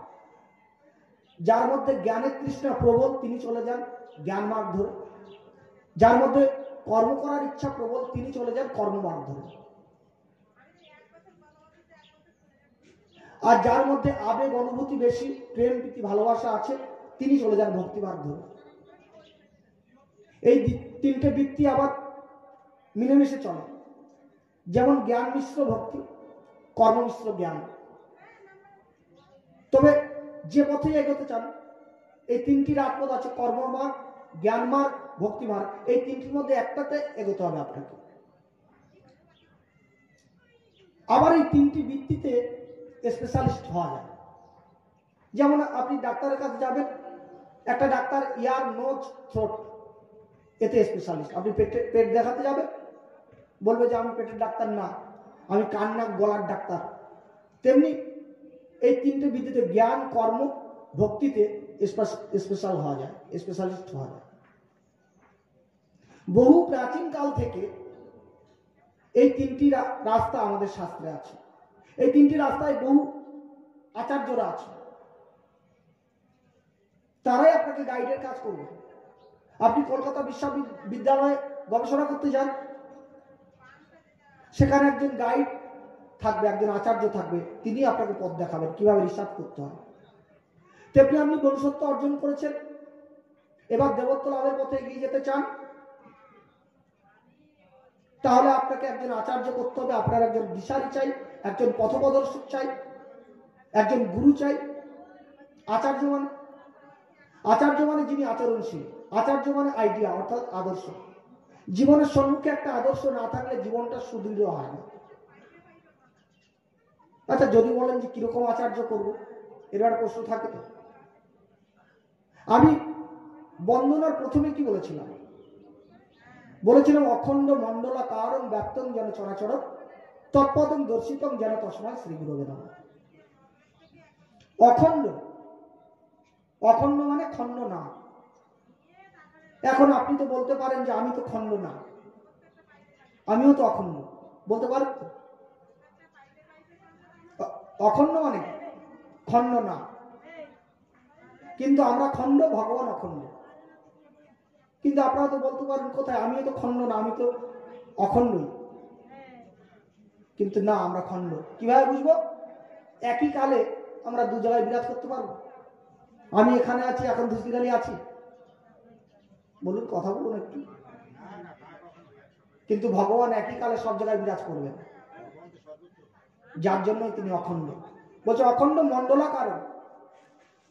মণ্ডলাকারণ মানে একটা বৃত্ত, তাই তো? তা একটা বৃত্তের শুরুটা কোথায় আপনি জানতে পারবেন? একটা বৃত্ত দিলে, একটা রিং দেওয়া হলো, আপনি বুঝতে পারবেন না শুরু কোথায়? বুঝতে পারবেন না। অর্থাৎ বৃত্তের শুরুটাই যদি না জানেন, শেষটা আপনি জানতে পারবেন না, আর শেষ না জানতে পারলে মধ্যস্থানটা আপনি জানতে পারবেন না। তাই ভগবানের শেষ শুরু মধ্য কিছুই জানা যায় না। ভগবান অখণ্ড মণ্ডলাকারণ ব্যক্তং যেন চরাচর। চর মানে কি? যিনি চড়ে বেড়ান, যেন মানুষ, গরু, ছাগল, পশু পাখি। অচর পাহাড় পর্বত এইসব, গাছপালা, এরা চড়তে পারে। অচর ব্যক্তং, এইসব পাহাড় পর্বত গাছপালা সর্বত্র ভগবান ব্যক্ত হয়ে আছে, অর্থাৎ বিরাজ করে আছে। তস্ময়, তস্ময় কথাটার মানে কি? তস্ময় একটা আসনের নাম ভগবানের। তৎপদ দর্শিতম যেন তস্ময় শ্রী গুরুদেব। সেই ভগবানের চরণকে যে গুরুদেব দেখিয়ে দেন, যে ওই সেই অখণ্ড মণ্ডলাকারণ তৎপদম দর্শিতম, ওই যে তার চরণ যে গুরুদেব দেখিয়ে দেন, তস্ময় শ্রী গুরুদেব, সেই গুরুকে আমি প্রণাম করি। তাহলে আমাকে এমন একজন গুরু করতে হবে যে আমাকে ঈশ্বরের সঙ্গে যুক্ত করে দিতে পারবে। তিনি দেখিয়ে দেবেন যে ওই যে ভগবান, দেখো, ভগবানের সন্ধানটা আমাকে দিয়ে দেবেন। আমাদের এরম গুরু করতে হবে। আর কি বললেন? গীতায় ভগবান বললেন, তদ্বিদ্ধি প্রণিপাতে ন পরিপ্রশ্নে ন সেবয়া উপদেক্ষন্তি তে জ্ঞানং জ্ঞানী ন তত্ত্বদর্শী। তার মানে বলছেন যে প্রণিপাত, প্রণিপাত মানে প্রণাম। আত্মা অপকর্ষ বোধপূর্বক কায় চেষ্টা, ইহার নাম প্রণিপাত। আরেকটু সুন্দর ভাবে বলবো, আমি হীন, আমি অজ্ঞ, আমি অধম, এই বলিয়া গুরুর চরণে শিষ্যস্ত অহং সাধিমাং তাং প্রপন্নম বলিয়া যে প্রপত্তি, ইয়ার নাম প্রকৃষ্ট প্রণিপাত। আমরা গীতার দিকে যদি লক্ষ্য করি, ভগবান কি বললেন? কার্পণ্য দর্শ স্বভাব, কার্পণ্য দর্শ পহত স্বভাব, কার্পণ্য দর্শ পহত স্বভাব পৃচ্ছামিতাং ধর্ম সংরচেতা যচ্রেয় সন্নিশ্চিতং ব্রুহিতন্মে শিষ্যত্বে অহং সাধিমাং তাং প্রপন্ন। অর্থাৎ অর্জুন বলছে, সখা, গুরুজন দিগকে বধ করিয়া এই রাজ্য ভোগ করব, এই দুঃখে আমার চিত্তে খুব বিপর্যয় এসছে, আমি খুব চিত্তের দীনতায় ভুগছি। প্রকৃত ধর্ম কোনটা সেটা আমি বুঝতে পারছি না। তুমি প্রকৃত ধর্ম কোনটা সেটা আমাকে বলো, আমাকে উপদেশ দাও, আমাকে আদেশ দাও। তুমি আমার গুরু, তোমার চরণে আমি শরণ নিলাম, তুমি আমাকে বন্ধু বলে ভেবো না। তাহলে মুক্তিকামী হইয়া, তত্ত্ব জিজ্ঞাসা হইয়া, কে আমি, কিসে আমার সংসার বন্ধন ঘুচবে, এইসব জিজ্ঞাসার নামই পরিপ্রশ্ন। যেরকম চৈতন্য মহাপ্রভুর পাদমূলে নতজানু হয়ে সনাতন গোস্বামী জিজ্ঞাসা করেছিলেন, কি জিজ্ঞাসা করেছিলেন? কে আমি, কেন মরে যারে তাপত্র হয়, ইহা নাই জানি কেমন হৃদয়। সেবা, সেবা অর্থাৎ সুবিধান। কোন কোন কর্মের দ্বারা আচার্য অর্থাৎ আমার গুরুদেব পৃথিবীদান হয়, গুরুদেব আনন্দ পায়, তার আজ্ঞা অনুযায়ী তত্ত্ব কর্ম করার নামই সেবা। সেবার দ্বারা সাধকের চিত্ত জ্ঞান গ্রহণের যোগ্য হয়। আচার্যকে সেবার দ্বারা আচার্য শিষ্যের প্রতি করুণায় উন্মুখী নন। আচার্যের করুণায় জ্ঞানের বীজ লুক্কায়িত আছে। বোঝা গেল? তাহলে আমাদের এরকম আচার্য করতে হবে। আমি গেলাম, এটা কি ওটা কি, গুরুদেবের কাছে এইভাবে বলা যাবে না। বলছেন যে আগে গুরুদেবকে প্রণাম করো, তারপরে সেবা করো, তারপরে প্রশ্ন করো। বলছেন যে শুধুমাত্র শাস্ত্রে জ্ঞান থাকলে সেই গুরুর উপদেশ কার্যকারী হবে না। অনুভবকর্তা, যার সত্যের সঙ্গে ঈশ্বরের সঙ্গে সাক্ষাৎকার ঘটেছে, সেই গুরুর উপদেশ কার্যকারী হবে। তবে শিষ্যকে কিন্তু তত্ত্ব জিজ্ঞাসা হতে হবে বা মুক্তিকামী হতে হবে এবং গুরু শুশ্রূষু হতে হবে। তাহলে বোঝাই গেল। তাহলে আমরা প্রথমে কি করব? আর একটু বলবো এই গুরু সম্বন্ধে। বলছেন শ্রদ্ধাবান লভ্যতে জ্ঞানম তৎপর সংযতেন্দ্রিয় জ্ঞানং লব্ধা পরাং শান্তিমাচরণা ধিগচ্ছতি। অর্থাৎ বলছেন যে যারা শ্রদ্ধাবান তারাই কিন্তু গুরুর কাছ থেকে জ্ঞানটা অর্জন করতে পারবে, ধর্মের জ্ঞানটা। শ্রদ্ধা কথাটার মানে কি? বলছেন শাস্ত্র বাক্য গুরু বাক্য বিশ্বাসী হলো শ্রদ্ধা। নামটা বলুন।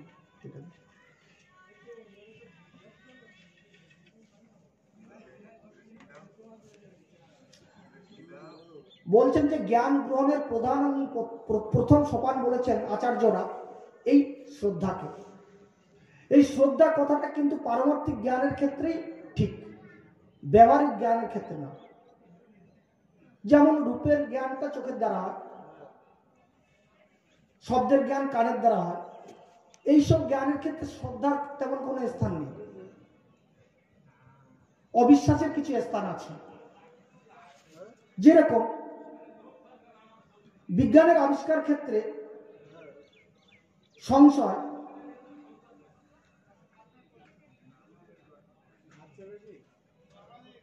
সংশয়ের মূল্য আছে। কিরকম? আমার প্রথমে একটা অবিশ্বাস হবে তো এর মধ্যে এটা আছে কিনা, তারপর আমি ওটা বলবো না। এইটা যখন মালা দেওয়া হয় সেটা পুজো করতে হবে, এটা দিয়ে এখানে এখানে এটা দিয়ে নেওয়া, ওটা আমার দেওয়া ছিল আমাকে। আচ্ছা,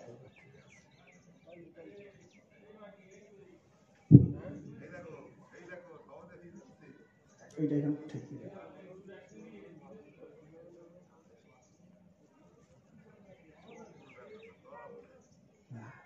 তুলসী গাছ থেকে। আচ্ছা ঠিক আছে।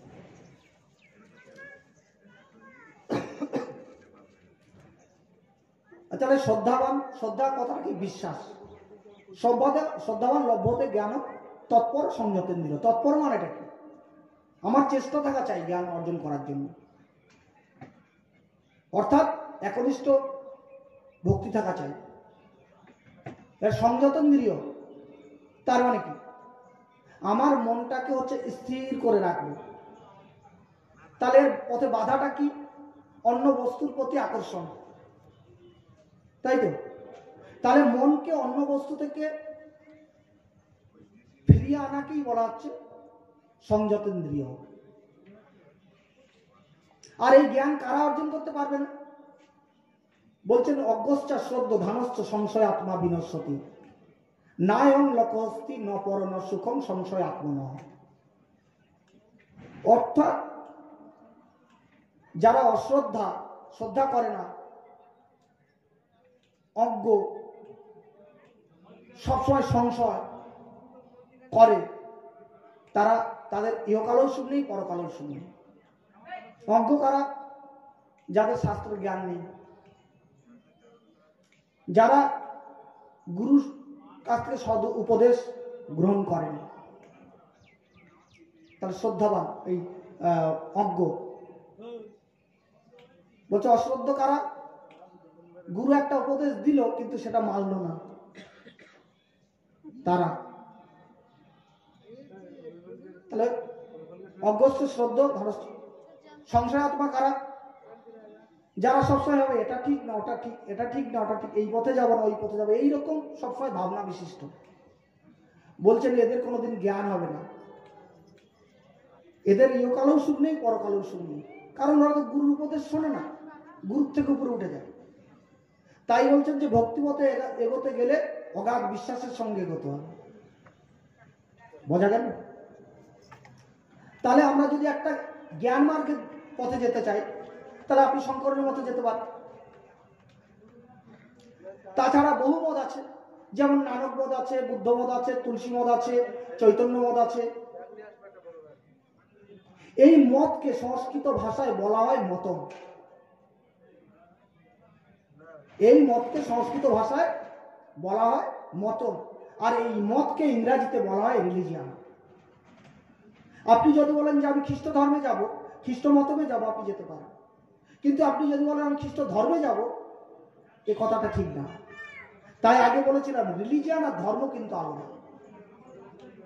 ধর্মটা কি একমাত্র মানব ধর্ম, অর্থাৎ মনুষ্যত্ব অর্জন করা, এটাই ধর্ম। অর্থাৎ মনুষ্যত্বটা কি? অহিংসা, সত্য, সংযম, সুচিতা, অচৌর্য, এই 5টা গুণ অর্জন যদি করতে পারে তাহলে আপনি মানুষ হলেন। এটাই মানুষের ধর্ম। আর রিলিজিয়ানটা কি? রিলিজিয়ানটা হচ্ছে মত, মানে পথ। পথে যে একটা মত থাকে, তো সেই মতটা। আপনি যদি বলেন যে আমি খ্রিস্ট মতমে যাবো, যেতে পারেন, কিন্তু খ্রিস্ট ধর্ম বলতে পারবেন না। খ্রিস্টের একটা ধর্ম, বুদ্ধের একটা ধর্ম, এ কেমন করা হবে? প্রত্যেকের একটাই ধর্ম, সে ধর্মটাকে মনুষ্যত্ব অর্জন করো, মানুষ হও, ভদ্র হও। আমি তন্ত্র মতে যাব, তন্ত্র কোনো ধর্ম হতে পারে না। আমি বৈষ্ণব মতে যাব, আমি চৈতন্য মতে যাব, চৈতন্য মত এটা ধর্ম না। এইরকম অনেক মত আছে। যদি কোনো ব্যক্তির নাম দিয়ে মত তৈরি হয় তাহলে তো আর কথাই নেই। যেমন বিবেকানন্দ মত, রামকৃষ্ণ মত, অনুকূল ঠাকুরের মত। কিন্তু যদি আপনি বলেন যে অনুকূল ঠাকুর, অনুকূল ধর্ম, বিবেকানন্দ ধর্ম, তাহলে কেমন করে? বিবেকানন্দের একটা ধর্ম আলাদা, অনুকূল ঠাকুরের একটা ধর্ম আলাদা, এটা কোনোদিন হতে পারে না। ধর্ম একটাই। ধর্ম হলো কি? মনুষ্যত্ব। আর রিলিজিয়ান হচ্ছে ওই মতনটাকে বলে রিলিজিয়ান। আর রিলিজিয়ানের আরেকটা নাম আছে ইজম। তাহলে আপনি যে কোনো মতে যেতে পারেন। আমি আরো একবার বলি, ধর্ম আলাদা, রিলিজিয়ান আলাদা। রিলিজিয়ানটা হচ্ছে মত, আর ধর্ম হচ্ছে মনুষ্যত্ব অর্জন করা, ভদ্র হওয়া, এটা ধর্ম। আর এই রিলিজিয়ানের বাংলা অনুবাদ হচ্ছে মতম, আর এই মতের আরেকটা ইংরাজি আছে ইজম। আপনার যে ইজম পছন্দ আপনি সেই ইজমে যেতে পারেন। আমাদের শাস্ত্রের ভাষায় আপনার পূর্বজন্মের সংস্কার বশত আপনার যে ধর্মে আকর্ষণ, সেই ধর্মে, সেই মতমে আপনি যেতে পারেন। তবে মতটা যেন কোনো 10টা পুরুষের সমর্থন চাই, 10টা পুরুষের রচিত হওয়া চাই, যিনি ব্রহ্মজ্ঞ, যাকে দেখলে শ্রদ্ধা ভক্তি আসে। এখন যদি আপনি বলেন যে আমি কোনো মত গ্রহণ করবো না, তাতে শাস্ত্রের কোনো আপত্তি নেই। কারণ মতের শিক্ষাটা যে যার গুরুর কাছ থেকে শিখবে। এটা স্কুল কলেজে আমি শিখতে যাবো কেন? আমি ছাত্র, আপনি শিক্ষক। আমি স্কুলে এসেছি, কতগুলো ইনফরমেশনের মাধ্যমে আমার মাথায় ঢুকিয়ে দিল মনুষ্যত্বের শিক্ষাটা। এখানেই শিক্ষকের কাজ শেষ না। শিক্ষকের কাজ সেখানেই শেষ হবে যখন আমি মানব ধর্মে স্থিত, মনুষ্যত্বে যখন আমি স্থিত হয়ে যাব, তখনই তার কাজ শেষ। তারপর যদি আমি দেবত্ব লাভের পথে লালায়িত হই, তাহলে আমাকে একটা আচার্য করতে হবে, একটা গুরু করতে হবে, যে একটা মত গ্রহণ করতে হবে, সেই মতে আমি দৃঢ় থাকবো, সেই আচার্যের আদেশ আমি শ্রদ্ধার সঙ্গে গভীরভাবে পালন করব। এটা সম্পূর্ণ আমার ব্যক্তিগত ব্যাপার। আমি ধ্যান করি না পূজা করি, আমার কি মন্ত্র, আমি ঠাকুর ঘরে বসে 5 ঘন্টা হরিনাম করলাম না 10 ঘন্টা হরিনাম করলাম, এটা রাষ্ট্রের কি, সমাজের কি? সমাজ বা রাষ্ট্রের একটাই দেখার দায়িত্ব কি, আমি মনুষ্যত্ব অর্জন করলাম কিনা, আমি সঠিক মানুষ হয়েছি কিনা। আর দেখার দায়িত্ব কি, আমরা কোর্টে গিয়ে গীতায় ছুঁয়ে সত্য সাক্ষী দিলাম কিনা। যদি মিথ্যা সাক্ষী দিই তাহলে বুঝে নেব যে ও ঠাকুর ঘরে বসে ঠাকুরকে ফাঁকি দিয়েছে, গুরুকে ফাঁকি দিয়েছে, মনুষ্যত্বটা অর্জন করে। তাহলে শিক্ষাক্ষেত্রে যারা আছেন, রাষ্ট্র পরিচালনার ক্ষেত্রে যারা আছেন, তারাই দেখবেন যে মানুষগুলো সত্যিকারের মানুষ হচ্ছে কিনা। আপনার বিদ্যালয়ে 8-10টা ছেলে এসছে, আপনি তাদেরকে 10 বছর পড়িয়ে উচ্চ বিদ্যালয়ে পাঠিয়ে দিলেন। উচ্চ বিদ্যালয়ে পড়া শেষ করে তারা চাকরিতে ঢুকতে ঢুকতে ঘুষ খেতে লজ্জা পায় না, মিথ্যে কথা বলতে ভয় পায় না। কি শিক্ষা দিলেন? কিছুই দিলেন না। শিক্ষা দিলেন, মনুষ্যত্ব দিলেন না, মানে কিছুই দিলেন না। এমন একটা মানুষ তৈরি করে দিতে হবে যে ঘুষ কথাটা শোনার সঙ্গে সঙ্গে আটকে ওঠে। অসম্ভব, বলেন কি? তবেই বুঝবো আপনি মানুষ তৈরি করে দিয়েছেন। এখন যদি আপনারা বলেন যে আমার রাষ্ট্রের শিক্ষালয়ে ধর্মের কোনো স্থান নেই, সে উত্তরে আমি বলবো ধর্মটা শেখান আর না শেখান, মনুষ্যত্বটা শেখান।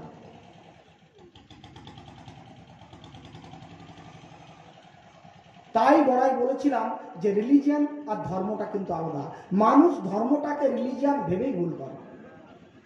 রিলিজিয়ানটা কি? মত। আর ধর্মটা কি? মনুষ্যত্ব। আগেই বলেছি, যেটা না থাকলে সে থাকে না।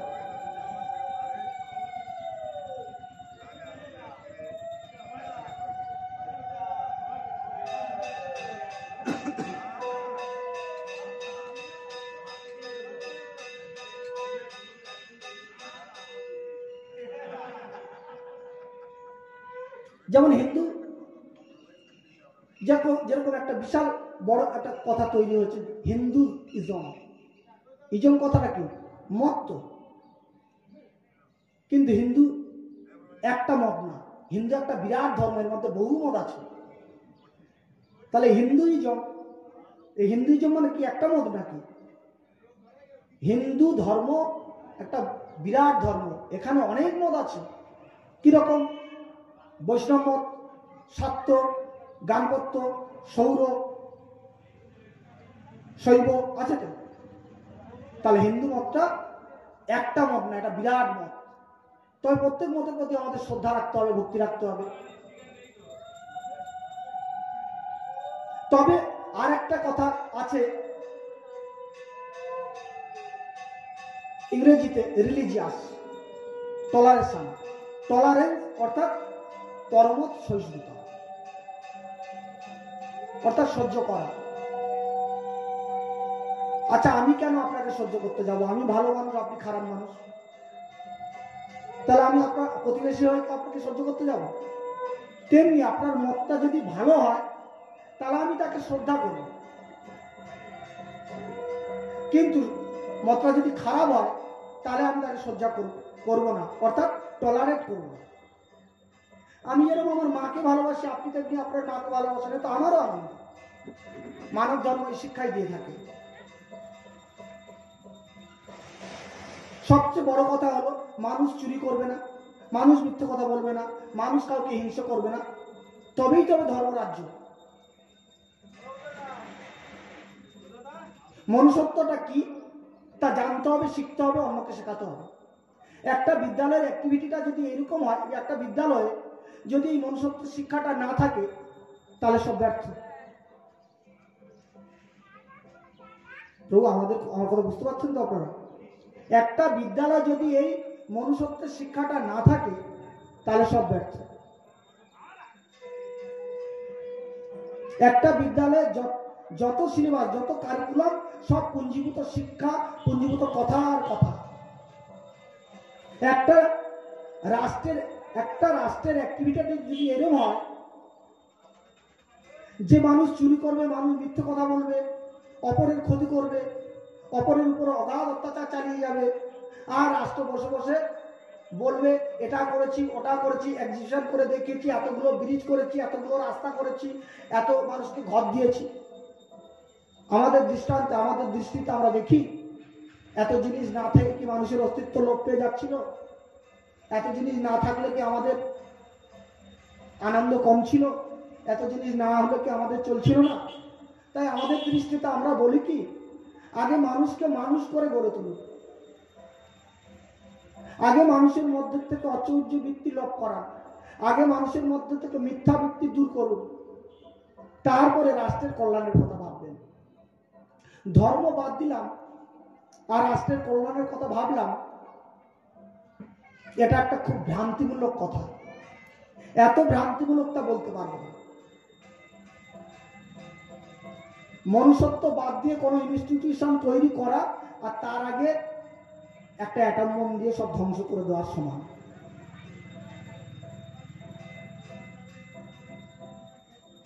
মনুষ্যত্বটা শিখতেই হবে। কেন? কারণ মনুষ্যত্বটা যদি আমি না শিখি, আমি আমার ছেলে কন্যা পুত্র কন্যাকে আমি শেখাতে পারবো না। যে মিথ্যেবাদী, যে সত্যবাদিতা শেখাতে পারে না, উপদেশ দিলেও কার্যকারী হয় না, কেননা তাতে শক্তি কম। যিনি দেবত্বের পথে অগ্রসর হয়েছেন, তিনি একমাত্র মনুষ্যত্বের শিক্ষা দিতে পারেন। অর্থাৎ মনুষ্যত্বটা অর্জন করা চাই। মানুষ হয়ে জন্মালেই মানুষ হওয়া যায় না, মানুষ হতে গেলে মনুষ্যত্ব অর্জন করতে হয়।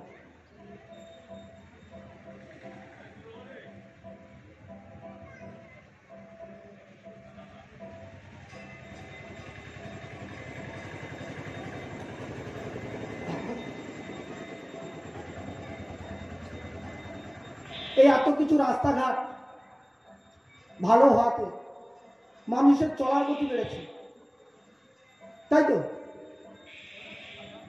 কিন্তু তাতে তো চোর ডাকাতেরও তো অনেক সুবিধা হয়েছে, বলুন। তারা অবাধে তাদের ব্যবসা চালিয়ে যাচ্ছে। কিন্তু সেই জন্য বলছি, প্রত্যেক ধর্মে, প্রত্যেক শাস্ত্রের দিকে আপনি দেখুন, আপনি বৌদ্ধ শাস্ত্রের দিকে দেখুন, খ্রিস্টান শাস্ত্রের দিকে দেখুন, ইসলাম শাস্ত্রের দিকে দেখুন, সবাই একটা কথা বলছে, দো শ্যাল নট স্টিল, দো শ্যাল নট কিল, দো শ্যাল নট কমিট অ্যাডাল্টারি। হে মানুষ, তুই মনুষ্যত্বের গুণগুলো অর্জন করো, অর্জন না করা পর্যন্ত তুমি মানুষ হলে না।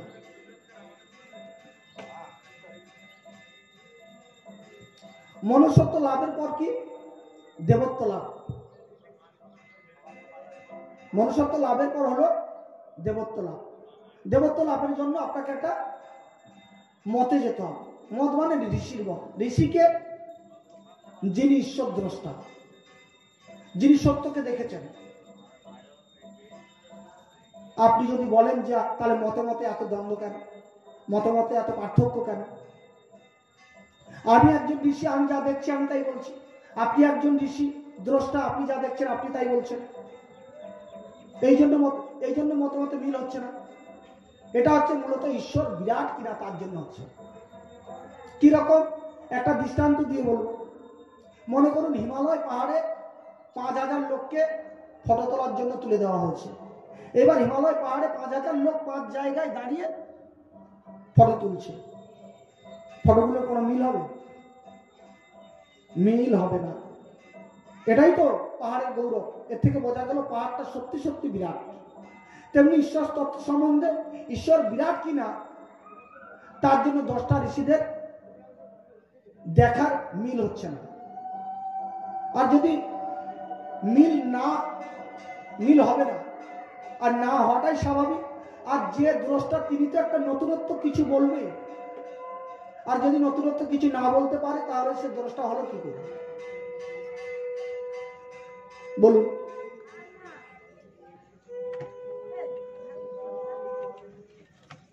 সেই জন্য জীবনে ঈশ্বরের, মহাপুরুষের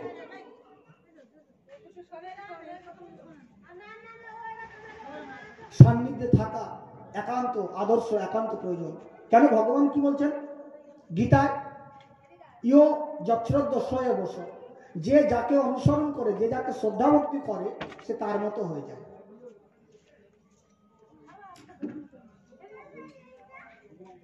এখন আপনি যদি বলেন যে আমি কোনো 10টা পুরুষের মতে যেতে চাই না, আমাদের শাস্ত্র বলছে কোনো আপত্তি নেই, তুমি মনুষ্যত্ব অর্জন করো,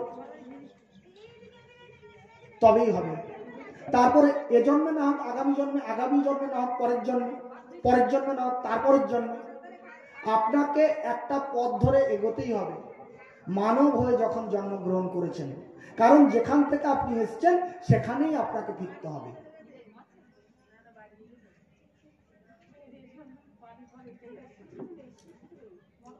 আপনি যদি আচার্যের পথে চলতে শুরু করেন, তাহলে বুঝবো যে আপনার মনুষ্যত্বটা লাভ করতে আর দেরি নেই। আপনি যদি আচার্যের পথে চলতে শুরু করেন, তাহলে আমরা জানবো যে আপনার মনুষ্যত্বটা লাভে আর দেরি নেই। মনুষ্যত্বটা লাভ করলেই মনুষ্যত্বটা লাভ হয় না। কিরকম? মনুষ্যত্বটা লাভ করতে গেলে দেবত্বের দিকে, ঈশ্বরত্বের দিকে নজর রাখতে হয়। কেউ স্কুল পাস করে তাকে ধরে কেউ হেডমাস্টার করে কি? করে না। সে যদি বলে আমি তো স্কুলের পড়া পড়েছি, আমরা বলবো স্কুলের পড়াটা পড়লে স্কুলের পড়াটা পড়া হয়। স্কুলের পড়াটা তখনই পড়া হয় যখন আমরা স্কুল থেকে বেরিয়ে আরো কলেজে গিয়ে পড়াশোনা করে আসি, তখনই স্কুলের পড়াটা পড়া হয়। ঠিক তেমনি মনুষ্যত্বটা লাভ করলেই মনুষ্যত্বটা আমাদের মধ্যে পাকা হয় না।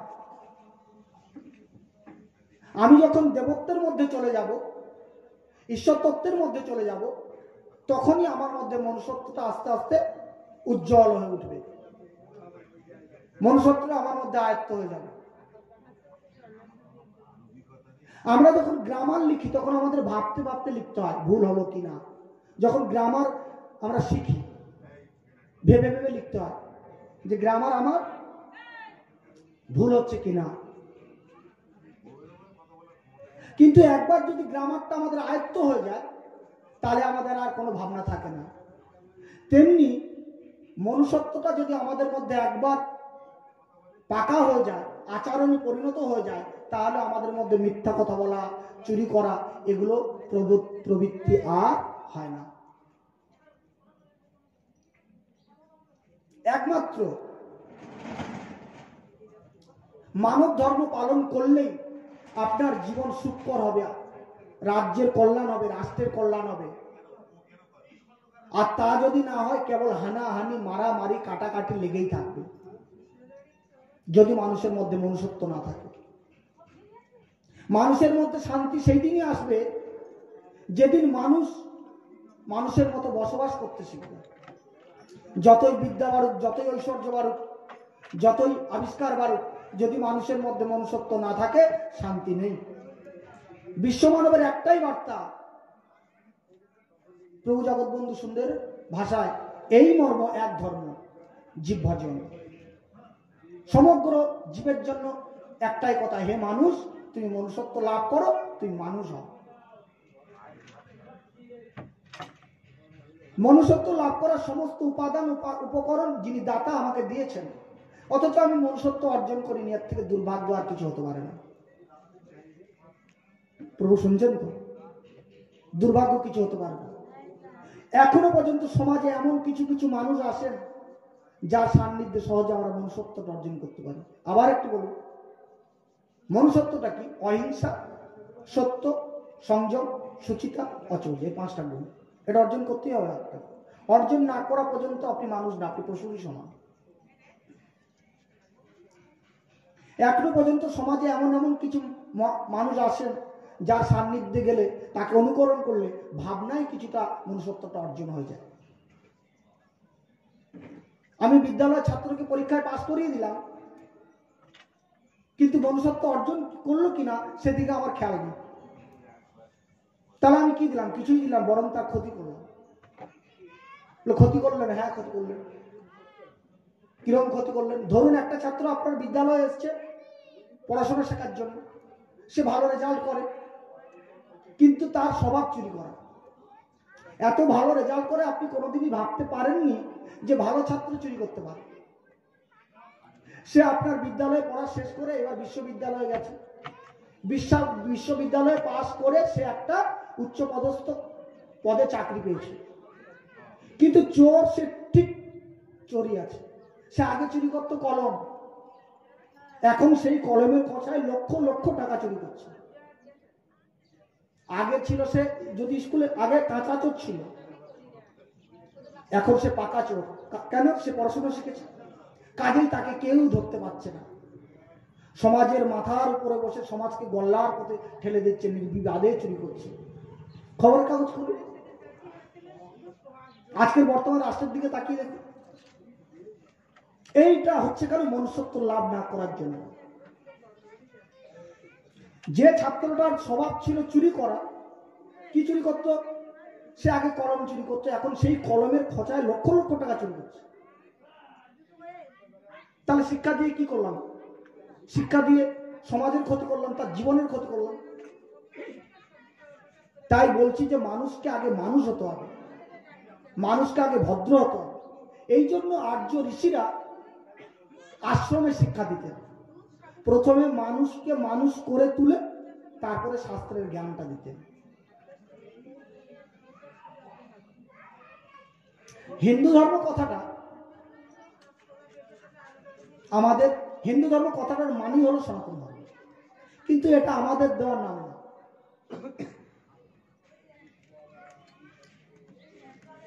এটা আমাদের দেওয়ার নাম না। কেউ বলেন যে এটা সিন্ধু নদ থেকে এসছে, সিন্ধু নদ থেকে হিন্দু নামটা এসছে। অনেকে বলেন যে হিন্দু কথার অর্থ হলো কাফের, নিকৃষ্ট, অথচ এই শব্দটাকে আমরা সংস্কৃতে দেখতে পাই না, সংস্কৃত অভিধানে। কিন্তু এইটাকে আমরা ছাড়তে পারি না, এটা আমাদের চামড়ার সঙ্গে লেগে গেছে। এখন খারাপ ভাবেন না, একটা দৃষ্টান্ত দিয়ে বলবো। এখন একটা লোকের নাম ঢ্যামনা। ঢ্যামনা কথার মানে কি? লতার শেকড়। যেহেতু লোকটাকে ঢ্যামনা বলে ডাকা হয়েছিল, তাই তাকে সেই ঢ্যামনাই বলতে হবে। তেমনি আমাদের ধর্মের নাম সনাতন ধর্ম, কিন্তু যেহেতু একবার প্রচলিত হয়ে গেছে হিন্দু ধর্ম, তাই এখন আমাদের ধর্মের নামটা হিন্দু রাখতেই হবে। কিন্তু এর আসল নাম, প্রাচীন নাম হচ্ছে সনাতন ধর্ম। আর সনাতন ধর্মের মূল তত্ত্বটাই হচ্ছে মানব ধর্ম, মানব মাত্রের একটা ধর্ম। সনাতন মানে চিরকালের ধর্ম, চিরস্থায়ী ধর্ম।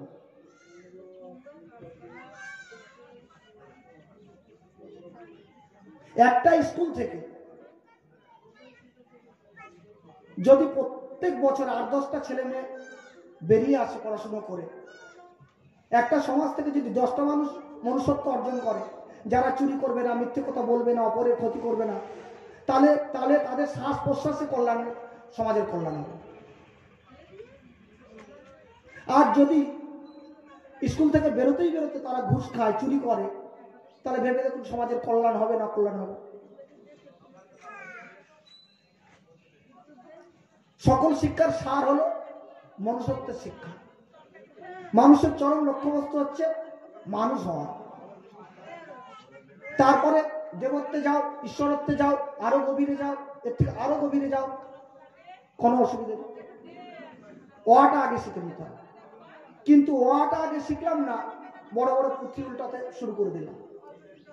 ঈশ্বর সাকার না নিরাকার, আত্মা পরমাত্মা বিশেষ গভীর গভীর জ্ঞানের কথা বলতে পারি, কিন্তু মিথ্যে কথা বলতে দ্বিধা করি না, চুরি করতে ভয় পাই না। এসব তর্ক বিতর্কে আমাদের কাজ নেই। সেই দিন কাজ হবে আমাদের যখন তুমি মানুষ হবে, ভদ্র হবে।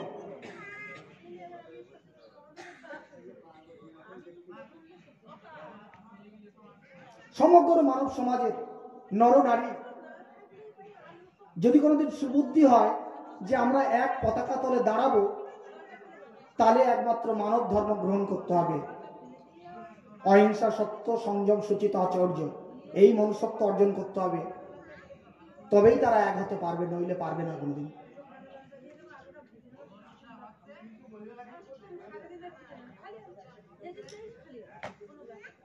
আমাদের একটা গোত্র আছে, দেখেছেন তো? আমাদের গোত্র আছে।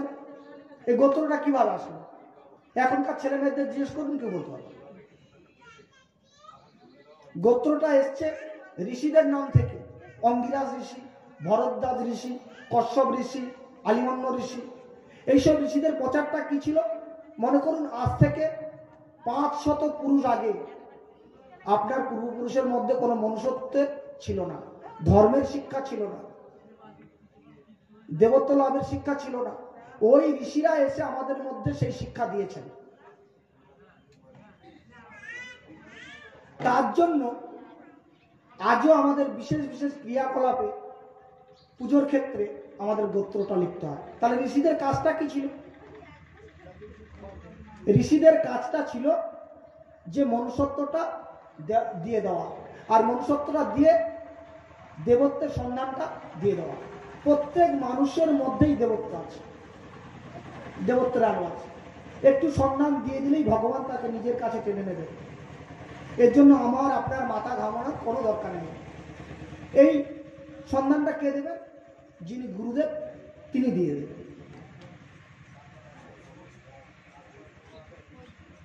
উপদেশ দিয়ে মানুষ গড়ে তোলা খুব কষ্টসাধ্য ব্যাপার।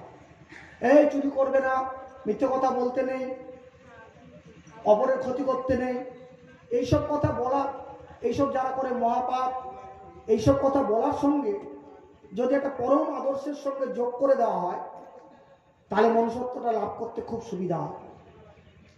বলছে যার কাছ থেকে এসছি, যার কৃপা পাবো, যে চুরি করে তিনি তাকে শাস্তি দেন, যে মিথ্যে কথা বলে তিনি তাকে কৃপা করেন না। এরকম একটা পরম আদর্শের সঙ্গে আমাদের যোগ করে দিতে হবে।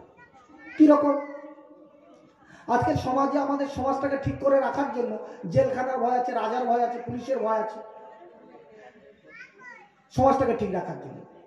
তেমনি ঈশ্বরের সঙ্গে সম্বন্ধটা রাখার জন্য ভয়, প্রেম, প্রীতি, ভালোবাসা মিলিয়ে ঈশ্বরের সঙ্গে একটা সম্বন্ধ তৈরি করতে হবে। কিরকম? উচ্চ আদর্শ। আপনি যদি আপনার বাড়ির ছেলেটাকে বলেন স্কুলের পড়াটা শেষ হয়ে গেলে তোমার আর পড়তে হবে না, তাহলে তার মধ্যে ফাঁকিবৃত্তি চলে আসবে। কিন্তু আপনি যদি তাকে এই কথাটা বলে দেন স্কুলের পড়ার পরে কিন্তু তোমার বিদ্যালয়, উচ্চ বিদ্যালয় পড়তে হবে, এরকম একটা আদর্শ তার মাথার মধ্যে ঢুকে দিলে তাহলে সে আরো এগিয়ে যেতে পারে। আমি বোঝাতে পারলাম না? পারলাম প্রভু? পারলাম। আর একটা দৃষ্টান্ত দিয়ে বলবো, এই দৃষ্টান্তটা ভালো লাগবে। মনে করুন একটি জাহাজ আটলান্টিক মহাসাগর পাড়ি দেবে। একটি জাহাজ আটলান্টিক মহাসাগর পাড়ি দেবে। এখন 1000 লোক আছে, 1000 লোক নিয়েছেন, 1000 লোকের চাল ডাল যাবতীয় যা কিছু লাগে তিনি তুলে নিয়েছেন। সমুদ্রের জল পানযোগ্য নয়, যার জন্য 1000 লোকের পানীয় জলও তুলে নিয়েছেন। এইবার জাহাজটাকে ভালো করে পরীক্ষা করে দেখলেন যে কোনো যন্ত্রপাতি কোনো বিকল আছে কিনা, খারাপ আছে কিনা, এবং মানুষের শারীরিক পরিস্থিতি দেখে নিলেন যে ঠিকঠাক আছে। ব্যাস, জাহাজ চলতে শুরু করলেন। জাহাজ মনে করুন যাচ্ছে, জাহাজের মধ্যে খেলাধুলো, আনন্দ, নাচ গান, সূর্যের উদয় অস্ত, মনোরম দৃশ্য দেখছেন। হঠাৎ একটা দুর্ঘটনা ঘটে গেল। দুর্ঘটনাটা কি? জাহাজের কম্পাসটা পড়ে গিয়ে কম্পাসের কাঁটাটা ভেঙে গেছে। তখন জাহাজের মধ্যে হইচই পড়ে গেল। শুধুমাত্র হইচই না, হাহাকার পড়ে গেছে। কেন? পথহারা জাহাজ, কি হবে তার কোনো ঠিক নেই। জাহাজটা যাচ্ছে আটলান্টিক মহাসাগর পাড়ি দিচ্ছে, যেতে 7 দিন লাগবে। 7 দিনের খাদ্য সম্মান নিয়েছিল, এখন 10 দিন যদি লাগে তাহলে তো না খেয়ে মরতে হবে। তারপরে সমুদ্রে বড় বড় বরফ ভাসছে, যদি তা দ্বীপভ্রষ্ট হয়ে গেছে, যদি গিয়ে সেই বরফে ধাক্কা লাগে তাহলে টাইটানিকের মতো চূর্ণ বিচূর্ণ হয়ে যাবে, সবাইকে মরতে হয়, মৃত্যু হয়, সবার মুখ মলিন। কম্পাসটা কি? কম্পাস কি কাজে লাগে? কম্পাসের কাজ হলো দিক নির্ণয় করে দেওয়া। সব সময় সে আকাশে ধ্রুব তারার দিকে মুখ করে থাকে কম্পাসটা। ওর কাজ হলো উত্তর দিকটাকে দেখিয়ে দেওয়া। আর উত্তর দিকটাকে দেখিয়ে দিলে, উত্তর দিকটা যদি আমরা দেখতে পারি তাহলে আমরা পূর্ব, পশ্চিম, দক্ষিণ দিকটা খুঁজে পাবো। আকাশে অসংখ্য গ্রহ নক্ষত্র আছে, গ্রহগুলি গতিশীল, কিন্তু পৃথিবীর গতির জন্য নক্ষত্রগুলোকে গতিশীল বলে মনে হয়। কিন্তু আমাদের পৃথিবীর উত্তর মেরু থেকে সোজাসুজি উপরে যে তারাটা থাকে তার নাম ধ্রুব তারা। সেই ধ্রুব তারার দিকে কম্পাসের কাঁটাটা রং দেখিয়ে রেখেছে। এটা যা আমি দেখে নিলে এটা উত্তর দিক, তাহলে পূর্ব এটা, পশ্চিম এটা, দক্ষিণ এটা ঠিক করে নেওয়া যায়। এবং ধ্রুব তারার সঙ্গে কম্পাসটা কত ডিগ্রি, জাহাজ কত ডিগ্রি কোণ করে আছে, কম্পাসের কাঁটা ধ্রুব তারার সঙ্গে কত ডিগ্রি কোণ করে আছে, সেই কোণটা মেপে সমুদ্রের কোন স্থানে জাহাজটা আছে সেটা জানা যায়। এই হলো কম্পাসের কাজ। তাহলে জাহাজ চলার পথে কম্পাসের অবদান অসীম এবং অপরিহার্য। তেমনি এই সংসারে যাবতীয় বস্তু, নর নারী, পশু পাখি, কীট পতঙ্গ, অণু পরমাণু অস্থির, চঞ্চল, ক্ষণস্থায়ী। তাহলে এই অস্থির, চঞ্চল, ক্ষণস্থায়ী সংসারের মধ্যে দিয়ে মানুষ তার জীবন জাহাজকে যদি নিয়ে এগিয়ে যেতে হয়, তাহলে একটা ধ্রুব সত্যের সঙ্গে তার যোগ রাখতে হবে, তবেই চলার পথটা সুন্দর হবে। আকাশে ধ্রুব নক্ষত্র, জীবনে ধ্রুব বস্তু। জীবনে ধ্রুব বস্তুটা কি? গীতার কথায় স্থানুর চলং সনাতন, নিত্য সর্বগত স্থানুর চলং সনাতন। অর্থাৎ নিত্য সর্বগত অচল স্থির নিত্য বস্তু হলো সেই ভগবান। ভগবানের সঙ্গে আমাদের সম্বন্ধটা রাখতেই হবে। ব্যবহারিক দিক থেকে বাহ্যিক জগতে অনেক সমস্যার সমাধান হলেও ভগবানের সঙ্গে যদি আমাদের সম্বন্ধটা না থাকে তাহলে জীবন বিপদ সংকুল। জাহাজ কিন্তু ধ্রুব নক্ষত্রে যাচ্ছে না,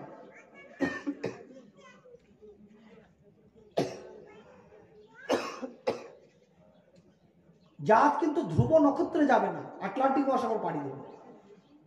কিন্তু সব সময় সেই ধ্রুব নক্ষত্রের সঙ্গে কম্পাসের কাঁটাতে কত ডিগ্রি কোণ করে আছে সে বিষয়ে সবসময় সজাগ থাকতে হবে।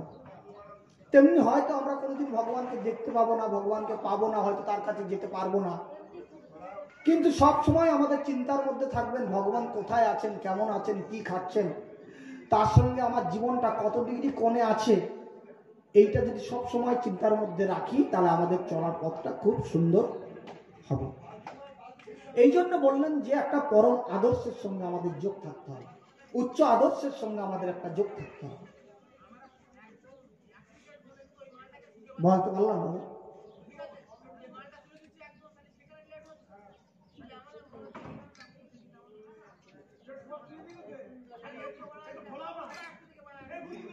মানব সমাজের মধ্যে একটাই স্লোগান থাকবে, হে মানুষ তুমি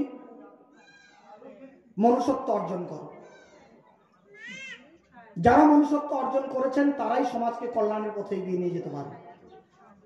আর যারা মনুষ্যত্ব এ পর্যন্ত যদি সমাজে কোনো ভালো কিছু হয়ে থাকে তা মনুষ্যত্ব বিশিষ্ট মানুষের দ্বারাই হয়েছে। আর যদি ক্ষতি কিছু হয়ে থাকে যারা মনুষ্যত্ব অর্জন করেনি তাদের দ্বারাই হয়েছে। যতই ঐশ্বর্য বাড়ুক, যতই সম্পদ বাড়ুক, যতই ধন সম্পত্তি বাড়ুক, বিদ্যা বাড়ুক, আবিষ্কার বাড়ুক, যদি মনুষ্যত্ব না থাকে তাহলে মানুষ চুরি করবে, মিথ্যে কথা বলবে, অপরের ক্ষতি করবে। এরাই হচ্ছে অবাধে মানুষের উপর অত্যাচার চালিয়ে যাবে। এরাই কে? এরাই কংস, রাবণ, হিরণ্যাক্ষ, হিরণ্যকশিপু। হিরণ্যাক্ষ মানে কি? হিরণ মানে সোনা, হিরণ মানে সোনা। সোনাটা কি? বিষয়ের প্রতীক। স্বামী, স্ত্রী, পুত্র, কন্যা, এই বিষয়ের প্রতীক। আর অক্ষ মানে চোখ। যাদের চোখ কেবল বিষয়ের দিকে, ভগবানের দিকে থাকে না, তারাই হিরণ্যাক্ষ। এটা তত্ত্ব কথা। আর হিরণ্যকশিপু, কশিপু মানে কষাই করা। কষাই কারা করে? কষাই করে পশুকে কষাই করে তো, কিন্তু কষাই করার সময় পশুটা কত আর্তনাদ করে, চিৎকার করে, কিন্তু তাদেরকে কি ছেড়ে দেয়? যে পশুটা আর্তনাদ করছে একটু ছেড়ে দিই। ছাড়া তো দূরের কথা, তাদের ছাল ছাড়িয়ে টুকরো টুকরো করে আবার বিক্রি করে।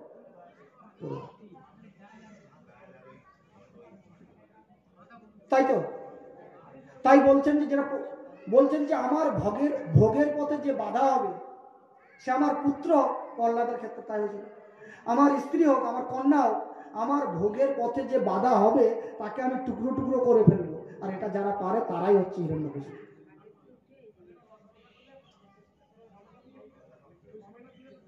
সমাজের কল্যাণ, মানবের কল্যাণ, রাষ্ট্রের কল্যাণ, সব কথার একটাই ভিত্তিভূমি, যে মানুষকে মানব ধর্ম গ্রহণ করতে হবে। সব ধর্মের সার হলো মানব ধর্ম, এরই নাম সনাতন ধর্ম।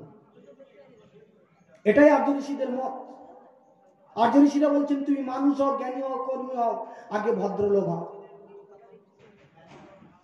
মনুষ্যত্ব গুণটি যারা অর্জন করেছেন তিনিই ভদ্রলোক।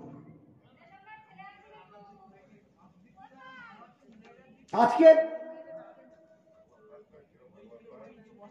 অর্থনৈতিক কারণে, বিজ্ঞানের দৌলতে, রাজনৈতিক কারণে মানুষ মানুষের অনেক কাছে এসছে, কিন্তু মানবীয় দিক থেকে মানুষ থেকে অনেক দূরে সরে গেছে। এই কথাটা বোঝাতে পারলাম না? রাজনৈতিক কারণে, অর্থনৈতিক কারণে, বিজ্ঞানের দৌলতে মানুষ মানুষের অনেক কাছে এসছে, পৃথিবীটাকে ছোট করে ফেলেছে। এখনই ফোন করবো চলে যাবে, ছোট হয়ে গেছে। অর্থনৈতিক কারণে, রাজনৈতিক কারণে অনেক কাছে এসেছে, কিন্তু মানবিক দিক থেকে মানুষ মানুষ থেকে অনেক দূরে সরে গেছে। এই শূন্যস্থানটা পূরণ করতে গেলে একমাত্র মানব ধর্ম অবলম্বন করতে হবে, মানুষকে মানুষ হতে হবে। আপনি মনুষ্যত্ব অর্জন করে আসুন, আমি জিজ্ঞাসা করবো না আপনার কি বর্ণ, আপনার কি গোত্র, আপনার গুরুর নাম কি, আপনি পূর্ব দিকে বসে ধ্যান করেন না পশ্চিম দিকে বসে ধ্যান করেন, আপনার মন্ত্র কি, আপনি তুলসী গাছের মালা পরেন না রুদ্রাক্ষের মালা পরেন, আপনি গির্জায় যান না চার্চে যান না মন্দিরে যান, এসব কিছুই জিজ্ঞাসা করবো না, অবান্তর প্রশ্ন। একটাই পরিচয়, তুমি মানুষ আমি মানুষ। এই বন্ধুত্বে সবাই এক হতে পারে, তবেই হবে মানব ধর্মের সম্মেলন। মানব ধর্ম মানে কি? Religion of A gentleman. মানুষকে ভদ্র হতেই হবে, মানুষকে ভদ্র হতেই হবে।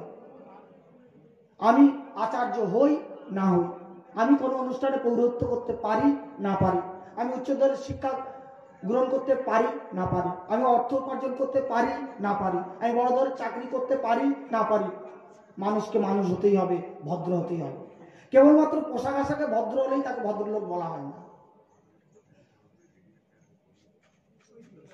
বলছেন যে ভিতর বাহির শুদ্ধ থাকতে হবে, ইচ্ছাটা কল্যাণমুখী হতে হবে।